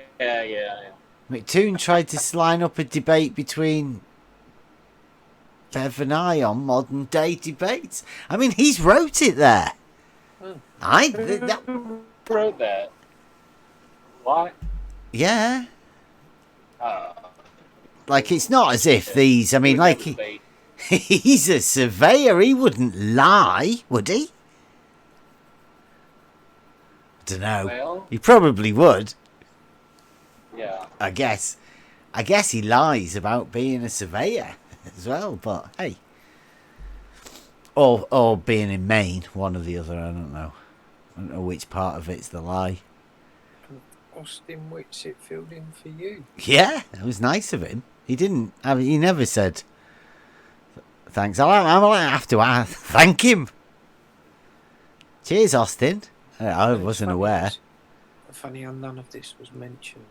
Yeah. In the run up to the debate. Yeah. In the opening of the debate. And I guess it was like McToon might have not bothered when he was doxing that dude on that bit. Remember where he said I was a doxer? Where he doxed that dude that sent an email to him. That one. Oh, when he looked at the IP. Yeah. The server, the IP server address. So they're just trying to make the main surveyor look relevant again. He's not surveying anymore. I guess he's like staring out across the ocean and stuff now. Yeah, looking at lighthouses across the water. Yeah, he's just kind of chilling out, using the old surveying equipment for something else, sightseeing. Yeah, like I did today. I took it to the top of a hill and looked out with it. Not doing anything in particular, just looking at stuff through the scope of an auto level up on the top of a hill. Yeah. Kind of like bird watching. Yeah. It's not that good though, because the scope's tiny and you've got to have a really small camera in order to get the picture on it, and there's not much use in doing it. Because all you end up is finding out that the level that you're at, because you're up the hill, it's higher than the levels of everything below you. Well, that makes sense. Yeah. It's like that basic logic, right? If you look out, then everything that's underneath you will be underneath you. It doesn't ever rise up. That's another favourite meme of mine at the moment as well. Yeah. Hey, did you see those in side chat? The screenshots that I took of his balloon footage. What was that? It was in side chat. I don't know, about a week ago or something. Helgi, what you doing? Hello. Hello. You're lugging your chains round in the dungeon. What'd you say? Chains. You're lugging your chains around. Am I looking my change around? Yeah. Have you got your top yet? Have you got your top? My top? Sent it out. Have you? Mm-hmm. Have you got your DP design? Oh no, I haven't got it. No. No, I don't think it'll be with you yet. Did you see those, DP? Yeah, No? I'm looking at them. Oh, right on. Looking at them now.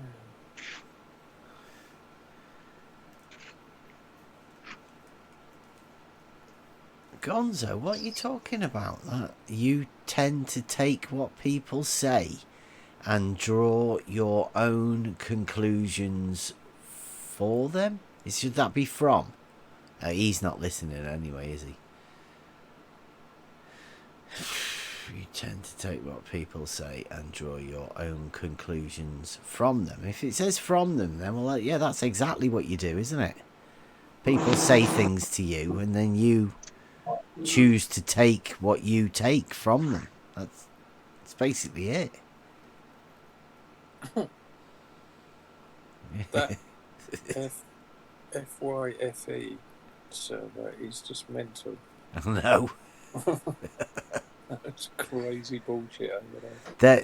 They're just young trolls that don't know. I mean, we get people now that they're older trolls. Well, I don't even know if they're trolls, but they don't understand what they're saying.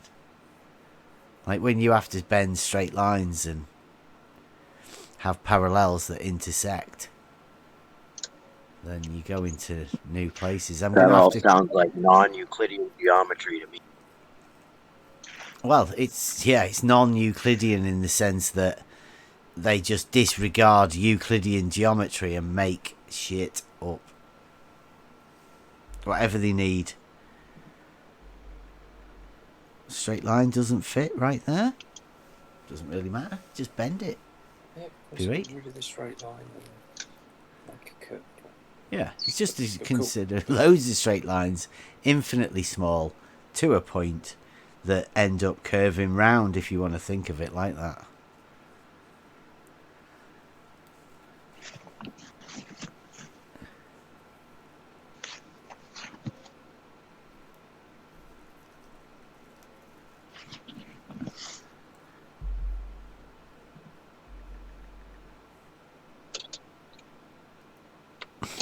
Where's Brad come? Is who?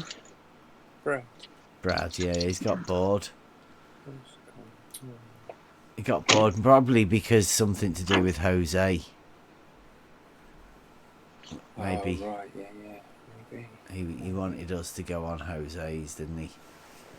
Well, he wants you to go on Jose's. Nobody wants me to go on Jose's. Yeah. I'm not allowed on Jose's. Oh, ICQ. Are you talking to me, ICQ? Tea was fine, thank you very much. Venison sausages. I would definitely buy again. Wow, that's a cool picture, look.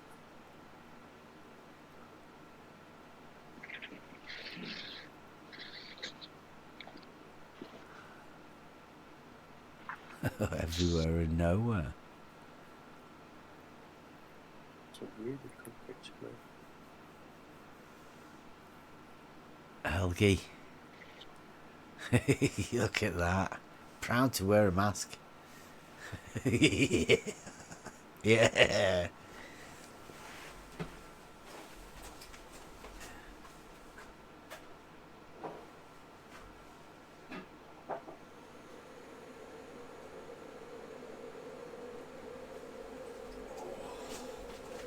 Make a brew. Oh, is that your picture, that? What? That? Of the moon? Yeah. No. Oh. Cool though. Yeah. It's thin. Slither.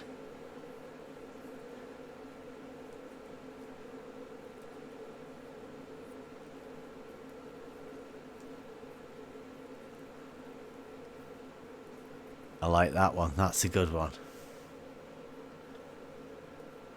Yeah, Emma likes that one too.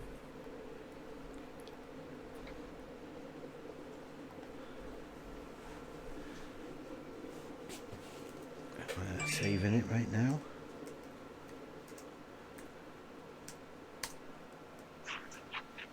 Trying to think what else I could put behind the breakage. I was thinking about Cleary's face, but Cleary's face is everywhere. That's another contender for meme of the. What, Cleary baby? Yeah.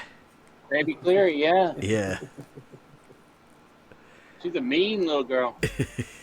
She's a mean, Well, that's ugly motherfucker. GIF of the year. That one, right? That's a whole new category of its own. That one. Yeah, I think Plague could have to. Oh no, that was you that did that, wasn't it, Cleary? With that. Yeah. That stupid app. With the reface. Yeah. Yeah. I think Redmond's still in now. I think he's still loving it. Redmond's still going strong with it. Did you see Expo's Antarctica's one earlier? Yeah, I think that's domesticated primate, actually. Oh, wait. Am I looking at the wrong one? Which one's that baby. God. Where did he put it? Debate discussion. You can make a whole film about that. Literally. Where is that? Live stream? Yeah. I've got it on my OBS, and I've stretched the picture a bit, so you've got a bit of a wider face in it. Oh, Lord. That's what she needs. Yeah. She needs a wider face. Yeah, stretch the face out. Oh, you can actually fit that on a ball, mate. I don't see it anywhere. Look at the twitchy eyes. I'm trying to work out whether it's a 1 second clip, like, constantly changing, or. You baby Cleary, look. You guys are killing me. I don't see it. Debate discussion. Oh, you put it in a debate discussion for all the world? Yeah. I appreciate that. Yeah, recording it as well, putting it out. He's getting a good few minutes and a good talking about. If you want one, come over to On The Level UK. You can no doubt pick a GIF up, favourite it on Discord. you can be the owner. Oh, I might have to download this thing again, because I didn't really use it properly.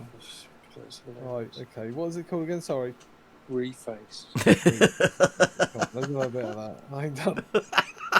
You want a bit of that? I do, yeah. She's a sweet little girl, but You can don't do wanna your get baby too close. shark as well. Oh, baby shark? The same ones you get. That needs to be. I haven't got that. I can't fit it on my That phone. needs to be Fight the Flat Earth, Team Septic, and Tony in that baby shark thing. There's only one person on the baby shark. Yeah, but it's One at a time. three different shots of the same person, but you can put 3 different faces on those 3 different shots, no? Oh no, Sorry, is it reface? Sorry, guys. Yeah, reface. I suppose you could if you could overlay the little bits on top of each other as different people. I don't think you can actually. I think you can only do it with one face at a time.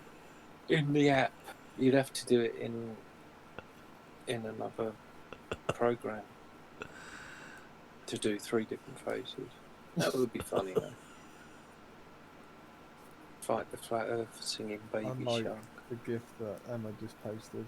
I feel like Oh I've my touched word. it. I feel like I've actually touched it. Who is Make it stop. Don't forget, I've got a stretched out wide one on my OBS. Oh, sorry people, I've got to do this. Yeah, thank you. Bring back baby Cleary. Oh, when man, pack it in. Mind you, I've just gone full screen with that one. Who's that? That's Is that you, DP? Expose Antarctica, isn't it?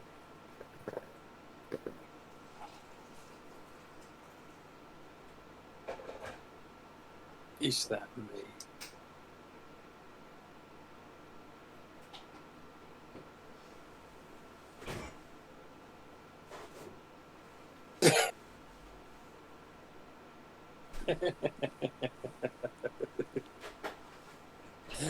That's funny.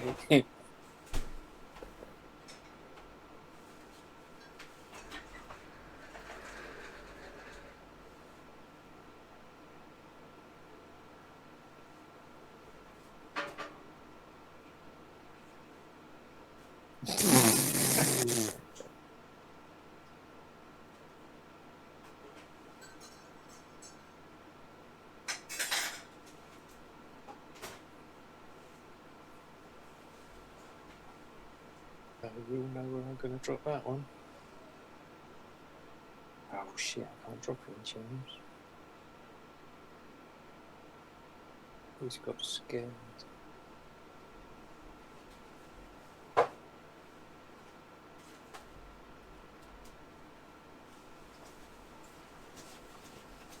Too quiet.